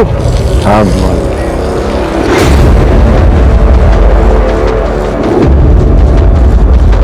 भाभी, ये देखो मुंबई से साड़ी लाया हूं तुम्हारे लिए। अरे वाह, ऐसी साड़ी तो पूरे इंदौर में नहीं मिलती। अच्छा, तो मुंह क्यों सुझा रखा है? घर में सब ठीक तो है? माँ कहाँ है? माँ बाहर गई है और पूजा आई हुई है। पूजा ही है? हाँ? अरे पूजा, ये क्या हुआ? क्या हुआ तुझे? किसने, कौन मार? अरे किसने हाथ उठाया तुम? हाँ? भैया मैं वापस उस घर में नहीं जाऊंगी। जानवरों की तरह मारता है वो मुझे। अल्ले की इतनी हिम्मत, मेरी बहन पे हाथ उठाएगा वो? छोड़ूंगा नहीं उसे। किसी को कुछ करने की जरूरत नहीं है, मैंने समझा दिया उसे। लातों के भूत है माँ, बातों से नहीं मानेंगे। देख देख क्या हालत की है इसकी। पति पत्नी के झगड़े में तू क्यों घुस रहा है? देखो बेटा, बातों की लंबाई अगर बढ़ती है ना तो रिश्ते छोटे हो जाते हैं। लेकिन बस मैंने कह दिया ना।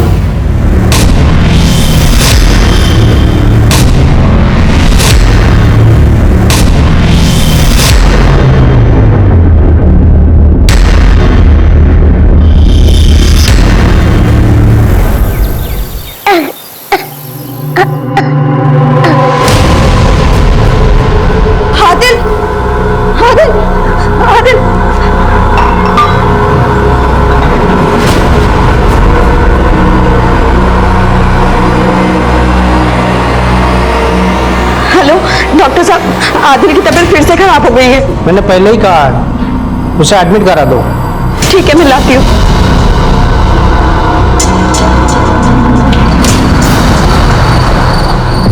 अबे मेरी रोटियां वहां क्यों दे दी? साहब पहले उन्होंने मंगवाई थी, तो क्या ये दाल को मैं दूध की बोतल में डाल के क्यों खा ली? आपकी रोटी आ रही साहब। अरे कब आएगी मेरी रोटियां? भाई क्यों खड़ा कराएगी? ले मेरी रोटी खा ले। मुझे कुत्ता समझाया तूने? तेरे जैसे 4 कुत्तों को मैं अपने घर पे बिठा के खिला सकता हूँ, समझा? क्या रे भाई, पेट में आग लगी है क्या? मर जा रहा है? खून में करनी है तेरे ना, छोड़ूंगा नहीं मैं तेरे को, समझा? अरे देख लूंगा तुझे मैं। चल खाना खा ले, आता हूँ मैं 1 घंटे में।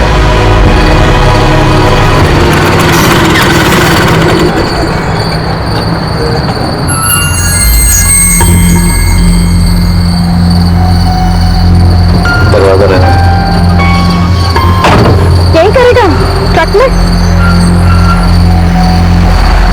कुछ करना नहीं है। फिर मुझे बुलाया क्यों है? तुझे पता है ना मेरे धंधे का टाइम है। देख मैं तेरे बिना जी नहीं सकता। लेकिन गोपाल, मैं एक बार अपना प्यार खो चुका, मैं दोबारा नहीं खोना चाहता। मेरे साथ चल। ठीक है, चल ले चल अपनी दुनिया में।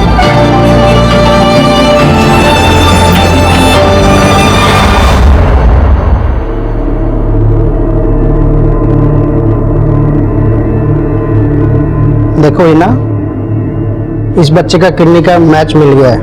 यही मौका है, अगर ऑपरेशन नहीं हुआ दूसरा डोनर के लिए काफी इंतजार करना पड़ेगा।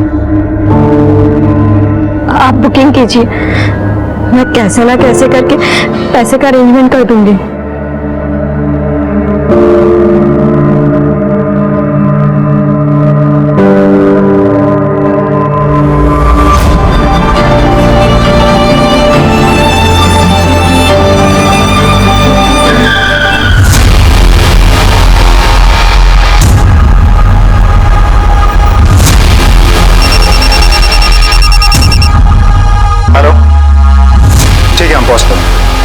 सर, हाईवे पे एक एक्सीडेंट हुआ है, हमें तुरंत निकलना होगा।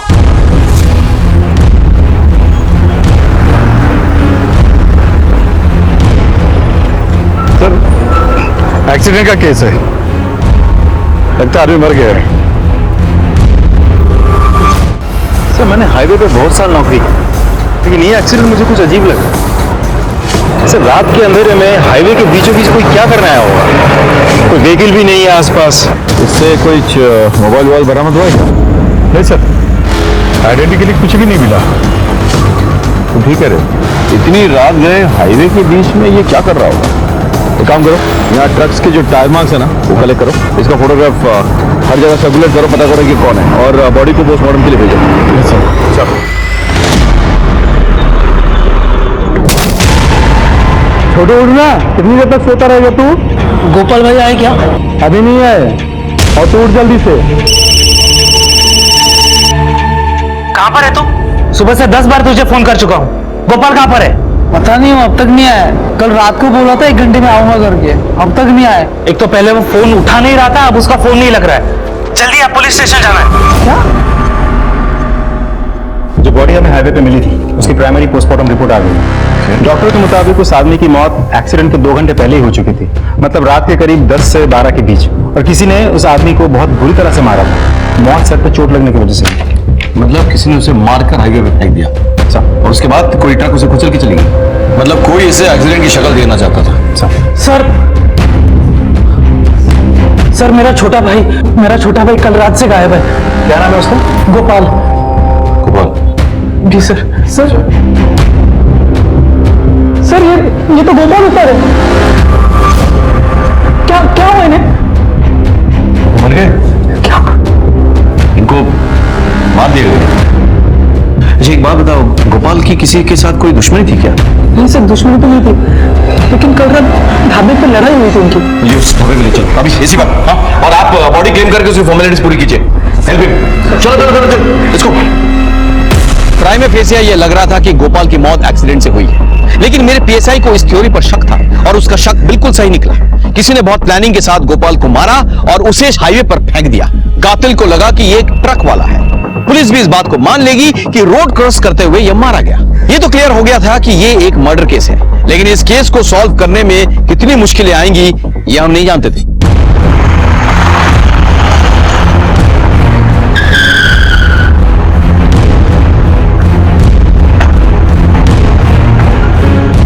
हाँ साहब, लड़ाई हुई थी उन लोगों के बीच में। अगर मैंने भगाया ना होता तो लोग सिर्फ जान ले लिए होते।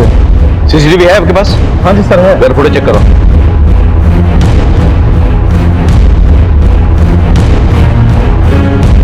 ये नंबर क्लियर करो और इस ट्रक के बारे में पता करो। गोपाल के ट्रक को भी ट्रेस करो। सर आमतौर पर ये सारे ट्रक रात को ही चलते हैं और दिन में शहर के बॉर्डर के बाहर ये लोग वेट करते हैं। पता करो उसका ट्रक शहर में ही है या कहीं निकल गया है। सर ठीक है।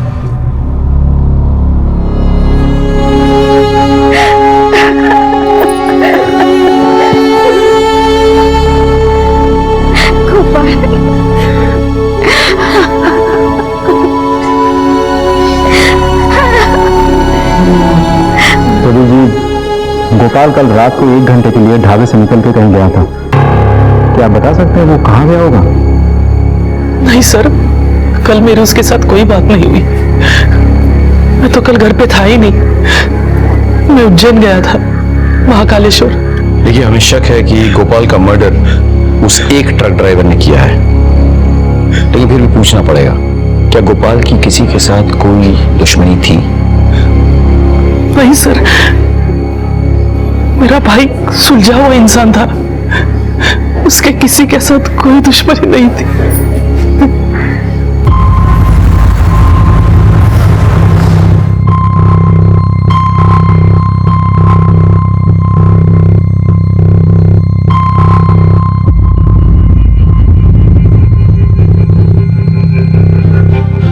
ये क्या है अमित? मेरे प्यार की निशानी, शादी करना चाहता हूँ तुझसे।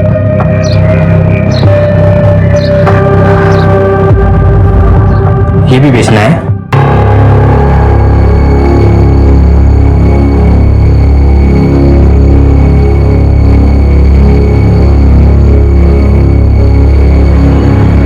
हेलो, मुंबई की 2 टिकट्स चाहिए, हिना और आदिल के नाम पर।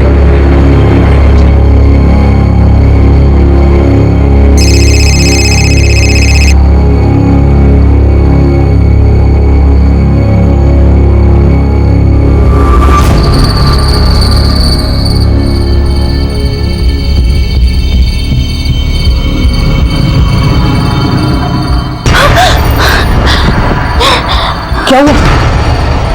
क्या हुआ? कोई बुरा सपना देख लिया क्या?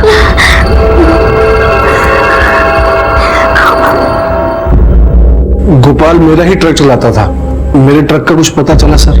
अभी नहीं, ढूंढ रहे हैं। एक बात बताइए, गोपाल का बाकी ड्राइवरों के साथ कभी कोई झगड़ा वगड़ा हुआ था? नहीं सर, वैसे तो कोई बात नहीं थी। अच्छा, इस ट्रक को पहचानते? नहीं सर। सर गोपाल का ट्रक मिल गया, भवर कुआं एरिया में था।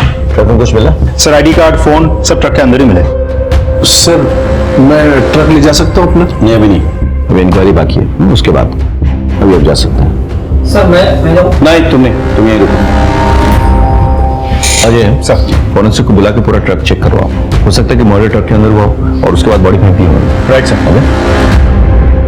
सर, गोपाल के फोन की लोकेशन डिटेल्स आ गई है सर। उसने लास्ट में किसी सितारा को फोन किया था और उसके फोन की लोकेशन राव एरिया में थी। ये सितारा कौन है? ओहो, क्या बात है, आज इस वाले हमारे गली में। ले जाइए साहब, जो पसंद है ले जाइए। ये सितारा कौन है? सितारा, ये रही साहब। अच्छा राव सितारा, गोपाल को जानती होगी ना? तो फोन पे ऐसी बातें करती थी आप? साहब बस एक ग्राहक था। सिर्फ ग्राहक है?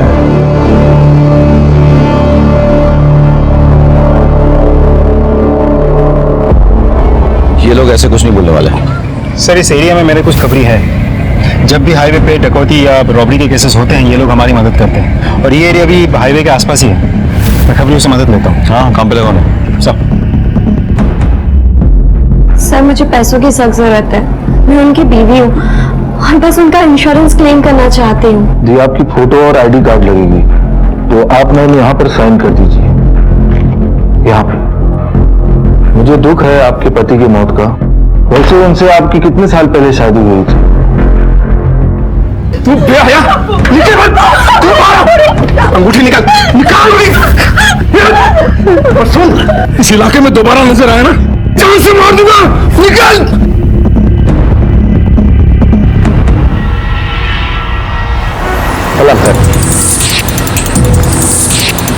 सर पक्की खबर है, सलमा का ना सितारा के चक्कर में बहुत झगड़ा हुआ गोपाल से, और सलमा के आदमी ने गोपाल को बहुत मारा।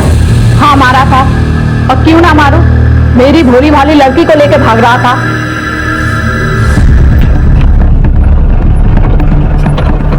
अच्छा हुआ उस ऑटो वाले ने फोन करके बताया, नहीं तो ये तो गोपाल के साथ छूमंतर हो जाती।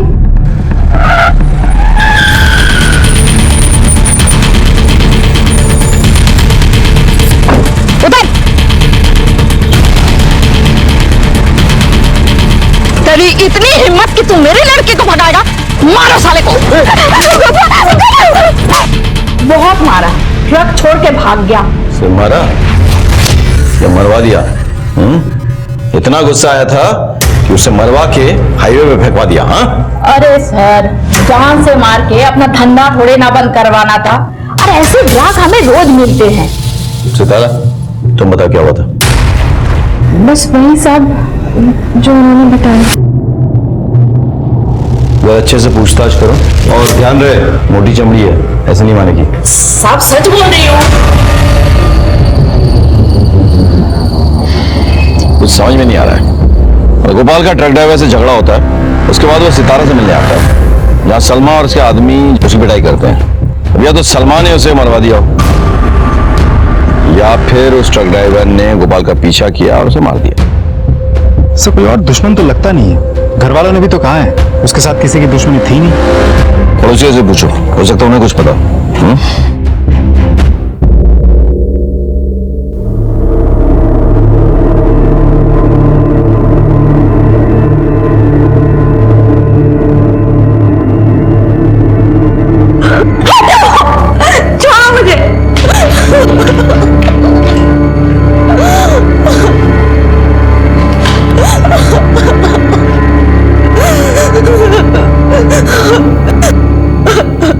गोपाल का घर में किसी के साथ झगड़ा हुआ था? थोड़ा बहुत खिटपिट होता था, पर उस दिन बहुत बड़ा तमाशा हुआ था। गोपाल, गोपाल, गोपाल कहाँ जा रहा है? अरे छोड़, अरे कहाँ छोड़ो मुझे? बोल तो। अनिल ने इसके साथ मारपीट की ना, तो बस गुस्से में जा रहा है। तू जल्दी से जा और उसको रोक, कहीं ऊंच नीच ना हो जाए। जा जल्दी। हाँ जी बोलो। सर एक इम्पोर्टेंट इन्फॉर्मेशन है, हाल ही में गोपाल का उसके जीजे के साथ झगड़ा हुआ था। जरा पता करो उसके बारे में, और इस जीजा जी को पुलिस स्टेशन उठा के ले आओ। सर गोपाल पे तो बहुत गुस्सा आता होगा ना? गुस्सा क्यों होगा सर? क्यों? मारपीट नहीं हुई थी उसके साथ? तुम्हारे पड़ोसी बता रहे थे।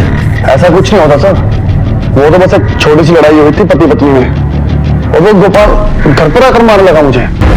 साले तूने अच्छा नहीं किया, समझा? देख गोपाल, मुंह से बात कर, वरना हाथ मेरे पास भी है। मुझे तो यही भाषा समझ में आती है ना, तुझे आज ढंग से समझाता हूं मैं। अरे छोड़ से, अगर वो किसी के बाप पे हाथ उठाएगा तो कोई कैसे सहेगा? और अगर किसी के बहन पे हाथ उठाएगा तो कैसे चलेगा? सर ये तो बीवी है ना, वो चलता है। तेरी बीवी है इसलिए चलता है? डोमेस्टिक वायलेंस बहुत बड़ा अपराध है, पति ने कंप्लेन की ना, अंदर सड़ेगा। सर इन्होंने कुछ नहीं किया था, सारी गलती मेरी ही थी। वैसे भी सर वो गोपाल तो सभी से उलझता रहता था। एक बात कान खोल के सुन लो, जब तक ये केस सॉल्व नहीं होता तुम लोग बाहर कहीं नहीं जाओगे। चलो। ये आदमी मुझे ठीक नहीं लग रहा, इस पर नजर रखो। सब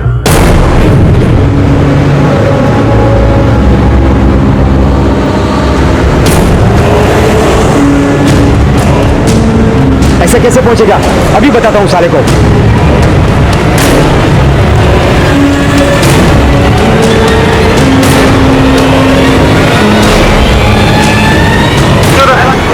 नीचे उतर। क्या हुआ साहब? क्या पूछते? मैंने कुछ नहीं किया साहब। चल। सर ये उसी के लिए ट्रक चलाता जिसके लिए गोपाल ट्रक चलाता था। गोपाल का उसके मालिक के साथ कोई पंगा हुआ था क्या? नहीं साहब। कितनी मार खाएगा? नहीं कितनी मार खाएगा बोल? सच बोल। देख सजा कम करवा दूंगा, वरना अफीम के चक्कर में लंबा जाएगा अंदर, समझ आए? बोल। साहब आपको सच सच बताता हूँ साहब, गोपाल और मालिक का हमेशा पंगा होता रहता था, इसके लिए मालिक गोपाल को पसंद नहीं करते थे। आपने कहा था कि गोपाल का किसी के साथ कोई पंगा नहीं है, आप ये कहना भूल गए कि उसका सबसे बड़ा पंगा तो आपके साथ था। नहीं सर, ऐसी कोई बात नहीं है सर, वैसे सब्जियां टाइम से पहुंचानी होती है, सारे ड्राइवर फटाफट सब्जियां टाइम पे पहुंचा दिया करते थे, लेकिन ये गोपाल हमेशा देर करता था। तो साहब ड्राइवर लोग रेस लगाते थे, सब्जियां टाइम से पहुंचाएंगे ताकि मालिक से इनाम पा सके। और इस बात की गोपाल को शिकायत थी? जी साहब, चिक बहुत करता था साहब। इसीलिए आपने उसे मरवा दिया? नहीं साहब, नोक झोंक होना अलग बात है साहब, लेकिन मैं क्यों मरवाऊंगा? मैंने ऐसा कुछ नहीं किया साहब।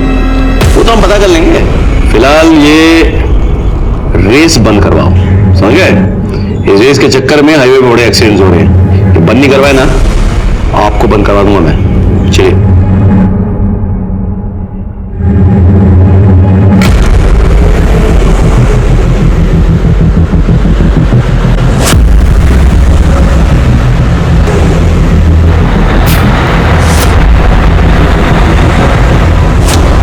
मेरे होती है वैसे गए हुए बस गए हुए। हाँ चल दिखा। अरे साहब कुछ नहीं है उसका। चलो जाओ पीछे चेक करो। बोल रहा हूँ कुछ नहीं है।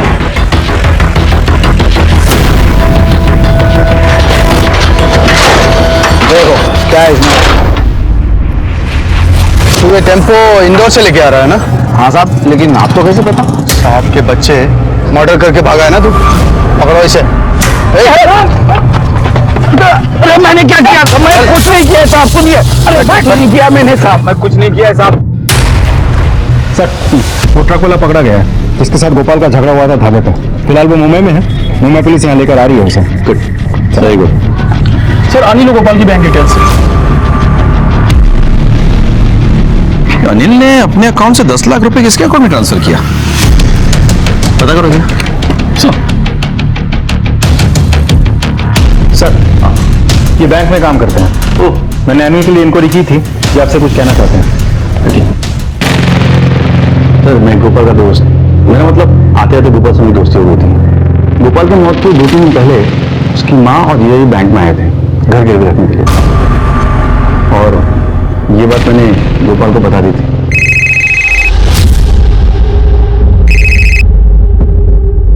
हेलो, मेरी बात ध्यान से सुनो। तुम्हारी माँ और जीजू दोनों आए थे बैंक, बोले थे घर गिरवी रखना। क्या? ठीक है, आप चलिए। ठीक है अजय साहब, इसका मतलब ये है कि पहले अनिल ने गोपाल की बहन से मारपीट की, फिर गोपाल की मां पर प्रेशर डाला और उसके घर को गिरवी रखने की कोशिश की।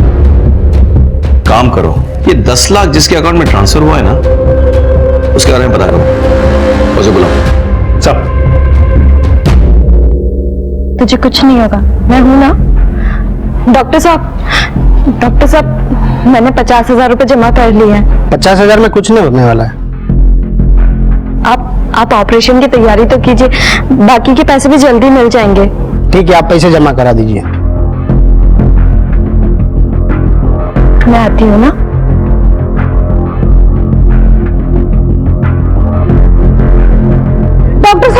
डॉक्टर साहब देखिए क्या होगा मेरे बच्ची को, प्लीज।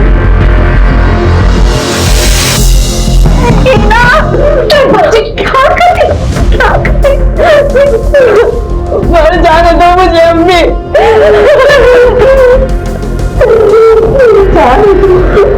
जान को कैसे समझाने?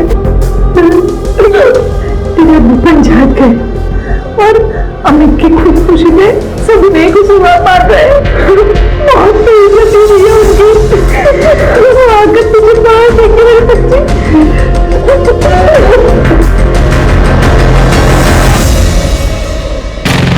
आप अपने दामाद के साथ बैंक गई थी, क्या उसने आप पर प्रेशर डाला था घर गिरवी रखने के लिए?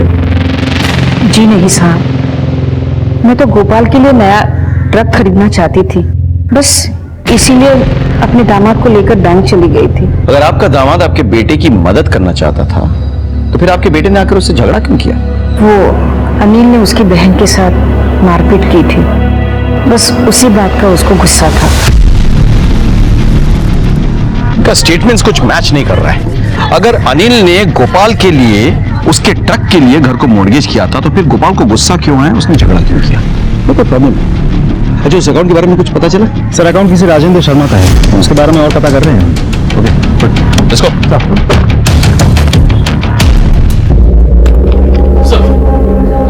सर राजेश शर्मा एक रियल एस्टेट ब्रोकर है और मैंने अनिल के वकील से भी बात की है। गोपाल ने अपने घर के अपने हिस्से को मौत से एक दिन पहले अनिल के नाम कर दिया था। गोपाल ऐसे क्यों करेगा? एक काम करो, तुम जाके इस राजेंद्र को बुला के लाओ। सर अनिल ने 10 लाख रुपए क्यों दिए थे आपको? वो सर ये थे। हाँ सर दिए थे, एक मकान पसंद किया था। आपने वो 10 लाख रुपए किसी से उधार लेके दिए थे, चुकाते कैसे? वो तो कैसे कैसे करके चुका देता मैं। कैसे? गोपाल का घर बेचकर, उसकी माँ को प्रेशराइज करके कि उसका घर गिरवी रख दे। क्या बकवास है ये सब? बकवास है? ठीक है, ये देख देख, क्या बताओ, बकवास लग रहा है? फ्लैट तो बहुत बड़ा है, दाम भी तो बड़े हैं। उसकी चिंता तुम मत करो, पैसों का इंतजाम हो जाएगा। वो कैसे? अब ऐसी कौन सी माँ है जो अपनी बेटी के आंसुओं पे नहीं पिघलेगी? एक जोर का थप्पड़ लगाओ मुझे। अब आप जा सकते हो, थैंक यू।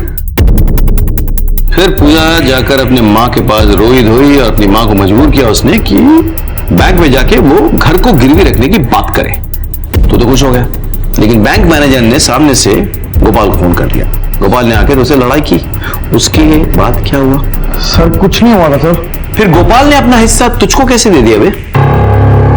सर उसे बुरा लगा था, उसने मारपीट तो की थी पर उसने पेपर साइन करके अपनी माँ को दे दिए थे।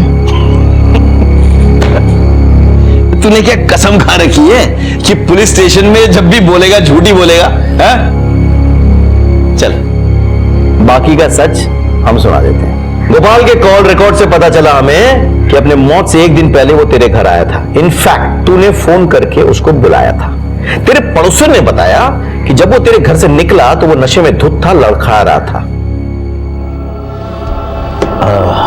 गोपाल भाई मैं चीजा पर हाथ उठाते हैं आप? साले दारू पीने का मजा तेरे साथ ही आता है मुझे। तो चले साइन कर दे। क्या है? प्रॉपर्टी के पेपर्स। साले ट्रक ले रहा हूं तेरे लिए, बैंक लोन के पेपर हैं, करते साइन। तू मुझसे बहुत प्यार करता है। तूने गोपाल को नशाग्रस्त करके उसका सिग्नेचर ले लिया था, लेकिन तू डर गया। जब उसको होश आएगा तो तुझसे आके लड़ाई करेगा, तुझे हो सकता है जेल भिजवा दे। नहीं, इसीलिए तूने उसे मरवा दिया। अब घर तेरा, पैसे तेरे। सर मैंने गोपाल को नहीं मरवाया सर। ठीक है, ठीक है, इसको ले जाओ, इसकी खातिरदारी करो अच्छे से। जब तक सच ना उगल दे कोई कसर नहीं छोड़ना। चलो जा। सर मैंने मरवाया नहीं। चलिए सर, चलिए आइए मैडम।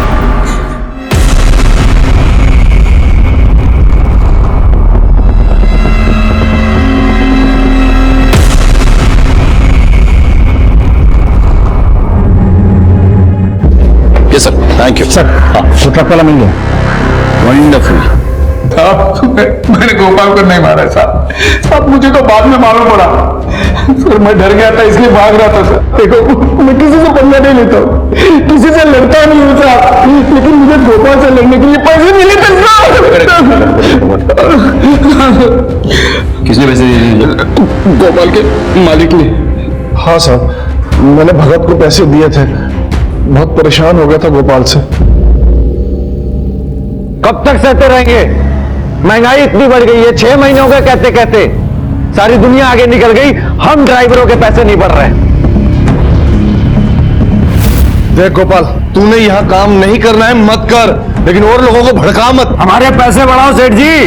अगर मैं गया तो सारे ड्राइवर मेरे साथ जाएंगे, क्यों भाइयों? चलो हम लोग काम छोड़ के जा रहे हैं सेठ।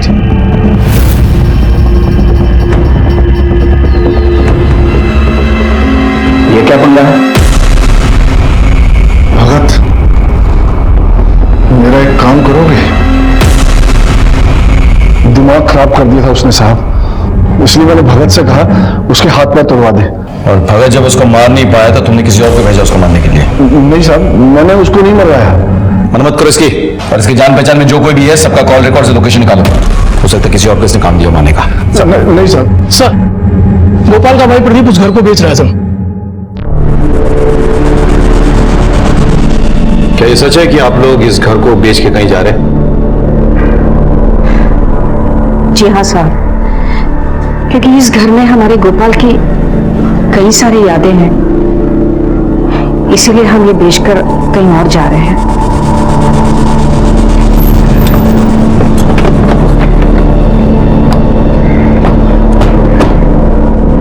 अजय, गोपाल वाले घर को लेकर काफी पंगे हैं। अनिल ने पहले उस घर को गिरवी रखने की कोशिश की, फिर गोपाल का सिग्नेचर लिया और उसके बाद उसके घर वाले उसे बेचने की कोशिश कर रहे थे। तो पता करो ना मजा क्या है। घर वालों का कॉल रिकॉर्ड चेक करो और आसपास के सीसीटीवी भी चेक करो, ठीक है ना? सर ये LIC एजेंट है, गोपाल के FIR रिपोर्ट की कॉपी मांग रहा है। गोपाल के पास LIC थी? हाँ सर, अब उसकी बीवी उसका क्लेम चाहती है। उसकी वाइफ मतलब कौन? हीना सर।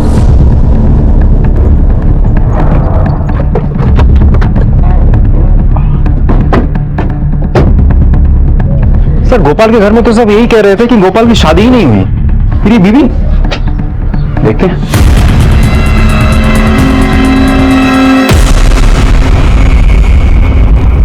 मर चुकी है सर, स्टैब वुंड है। एक काम करो, आसपास पता करो और बॉडी को पोस्टमार्टम के लिए भेजो।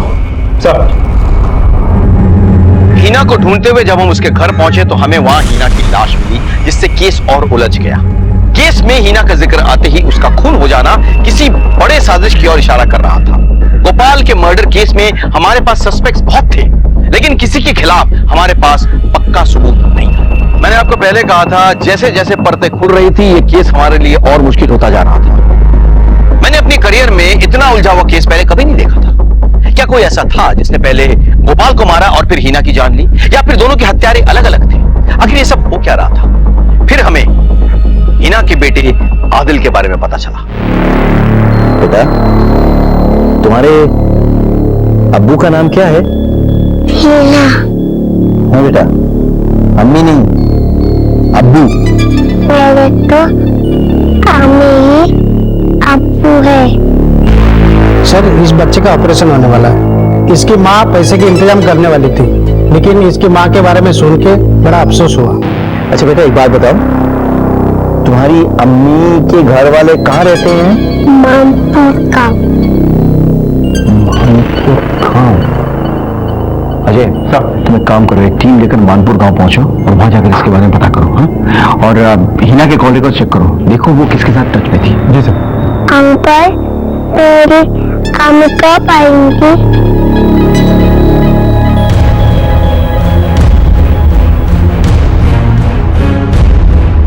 अरे सुनो, हीना का घर किधर है? कौन हीना? वही जो लगाइए। हाँ, जानते हो? कौन नहीं जानेगा साहब, पूरे गांव के मुंह में काला कूट कर भाग गए। वो रहा उसका घर।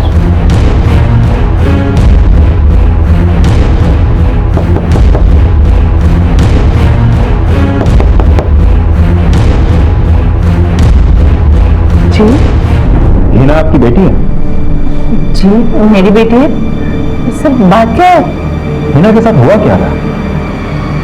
वो दरअसल हीना अमित नाम के लड़के से प्यार करती थी और पता नहीं क्या बात हो गई, अमित ने खुदकुशी कर ली और सारा इल्जाम मेरे पति पर आ गया। फिर क्या हुआ था? और सब फिर वो गोपाल के साथ चली गई। नमस्ते। अमित हेल्पर था मेरा। मुझे पता है कि वो हीना से बहुत प्यार करता था, पर हीना अब इस गांव में नहीं रह सकती। इसे मेरे साथ जाने दीजिए। हीना,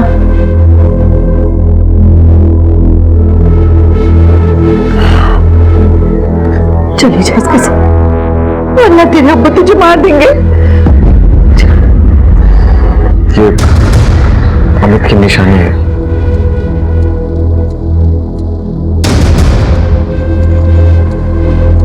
लेकिन वहां इंदौर में तो गोपाल और हीना के बारे में किसी को कुछ नहीं पता। लेकिन सर हुआ क्या है? देखिए, गोपाल और आपकी बेटी हीना का किसी ने खून कर दिया। क्या? या अल्लाह!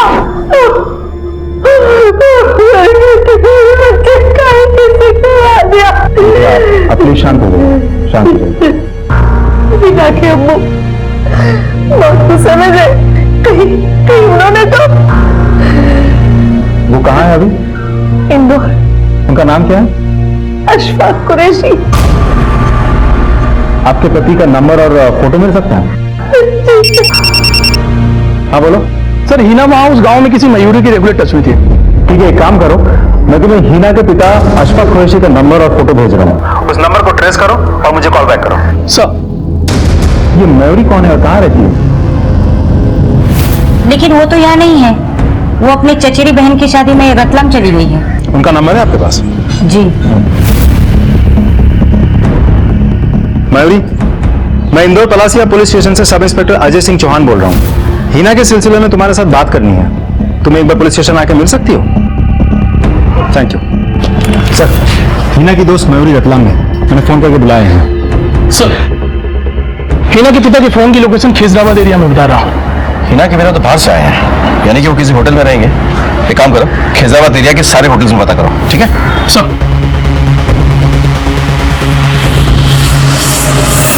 ये तुम्हारे होटल में रुका हुआ है? हाँ साहब, ये तो यही ठहरा हुआ है, कमरा नंबर 203।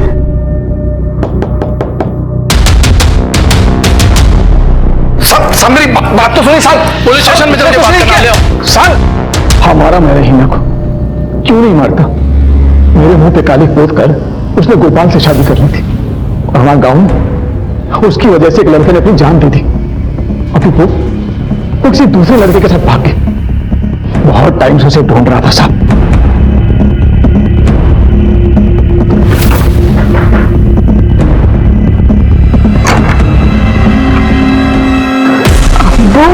गोपाल को भी तुमने मारा? काश मैं इतना खुश नसीब होता सर। बहुत टाइम तक ढूंढा उसे, अगर मिल जाता ना तो मार ही डालता मैं उसे। शर्म नहीं आती तुम्हें? हाँ? अपनी इज्जत और बदनामी के चक्कर में तुमने अपनी बेटी की जान ले ली। और मुझे इस बात का जरा भी अफसोस नहीं है साहब। अगर हिना मुझे फिर से मिल जाए ना तो फिर से मार डालूंगा उसे। क्या मिला तुमको? जेल की सलाह है? उम्र क्या है? तुम्हारे चक्कर में तुम्हारी बेटी ने क्या कुछ नहीं छोड़ा, अपना गांव, अपना घर, बदल जिंदगी जीने पे मजबूर हो गई। जिन्नत की जिंदगी जी रही थी वो। तुम्हारे चक्कर में अमित ने खुदकुशी की, तुम्हारे चक्कर में आज आदिल को देखने वाला कोई नहीं है। तुमने तीन जाने लिए, तीन। अपने जिद के अंधेपन में डूबे नहीं होते ना तो आज तुम्हारे साथ तुम्हारी बेटी, उसका पति, उसका बच्चा होता। सोचो।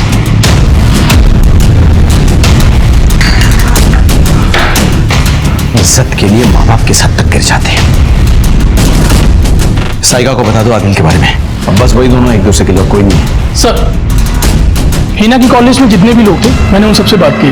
वो एक प्रोस्टिट्यूट थी सर।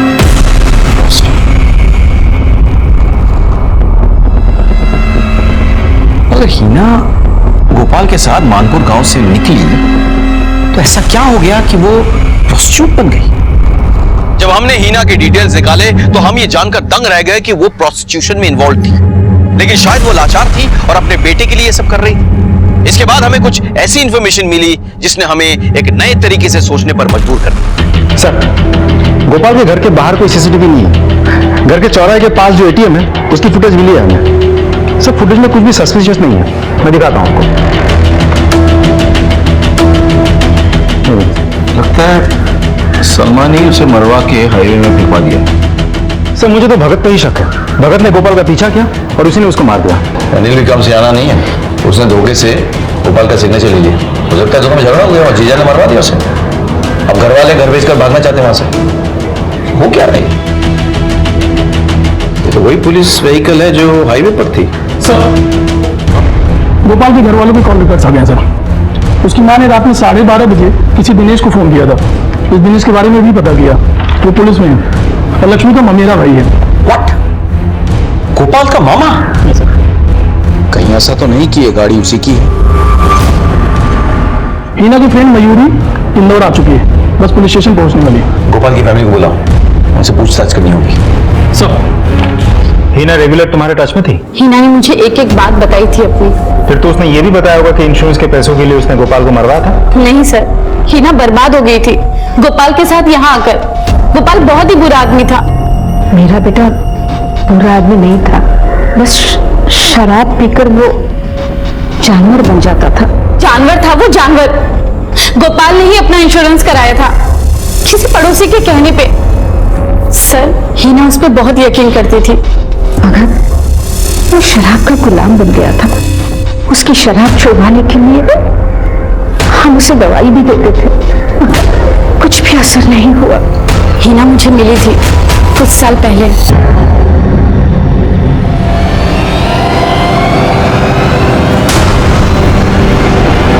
हिना, हिना रुक जा। हिना, हिना रुक जा। क्या है ये सब? और वो आदमी कौन था? और तुझे पैसे क्यों दे रहा था? और गोपाल कहाँ है? पता नहीं, उसने मुझे यहाँ लाकर धंधे पर बिठा दिया। और जब मैं माँ बनने वाली थी, उसने मुझसे कहा कि जिस तरीके से उसने अमित को मारा है, वो मेरे बच्चे को भी मार देगा। इसलिए मैं वहां से भाग गई। अब खुद को और अपने बच्चे को पालने के लिए मैं हर रात अपने शरीर को बेचती। यही है हिना की कहानी सर। गोपाल ने उसे बर्बाद कर दिया था। मगर सर, शराब ने उसे बर्बाद कर दिया।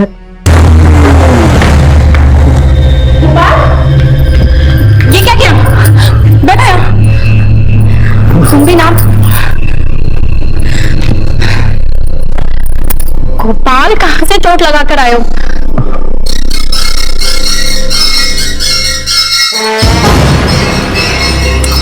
गोपाल, बहुत चिंता है मेरी।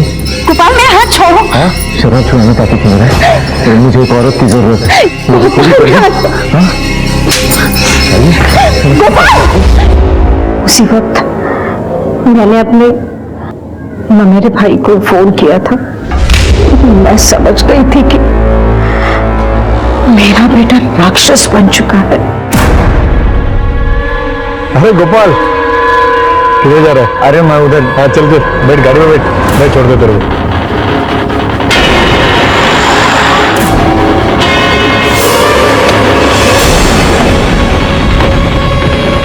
गोपाल, मैं पेशाब करके आता हूँ। मैं भी कर रहा हूँ।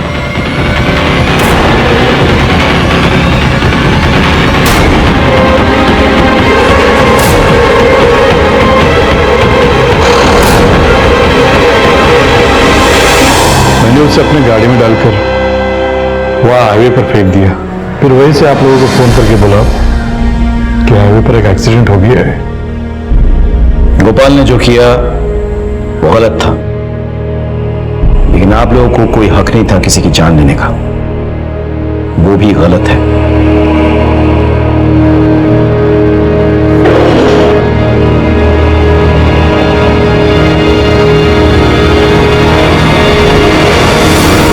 अशफाक जैसे लोग अपनी अहम इज्जत के लिए अपनी औलाद को मारने से नहीं चूकते हैं। अशफाक को उसकी सजा मिल गई, लेकिन उसे कहीं बड़ी सजा मिली उस मासूम आदिल को, जिसके सर से उसकी अम्मी का साया हमेशा के लिए हट गया। गोपाल ने नशे में आकर किरण का रेप किया और उसके अजन्मे बच्चे की जान ले ली। इसी गुस्से में लक्ष्मी ने गोपाल का खून किया, लेकिन अगर वक्त रहते लक्ष्मी ने इस दस्तक को पहचान लिया होता तो ना आज उसके हाथ खून से रंगे होते और ना ही वो सलाखों के पीछे होती। अगर आपके और आपके घर के आसपास कोई भी ऐसा हो जो नशे का आदी हो, तो उसे जबरदस्ती नशा मुक्ति केंद्र भेजे।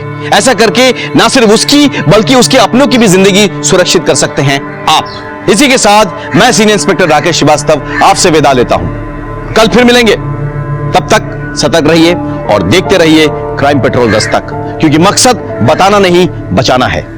जय हिंद। क्राइम पेट्रोल के ऐसे ही मजेदार एपिसोड्स देखने के लिए हमारे चैनल को सब्सक्राइब करें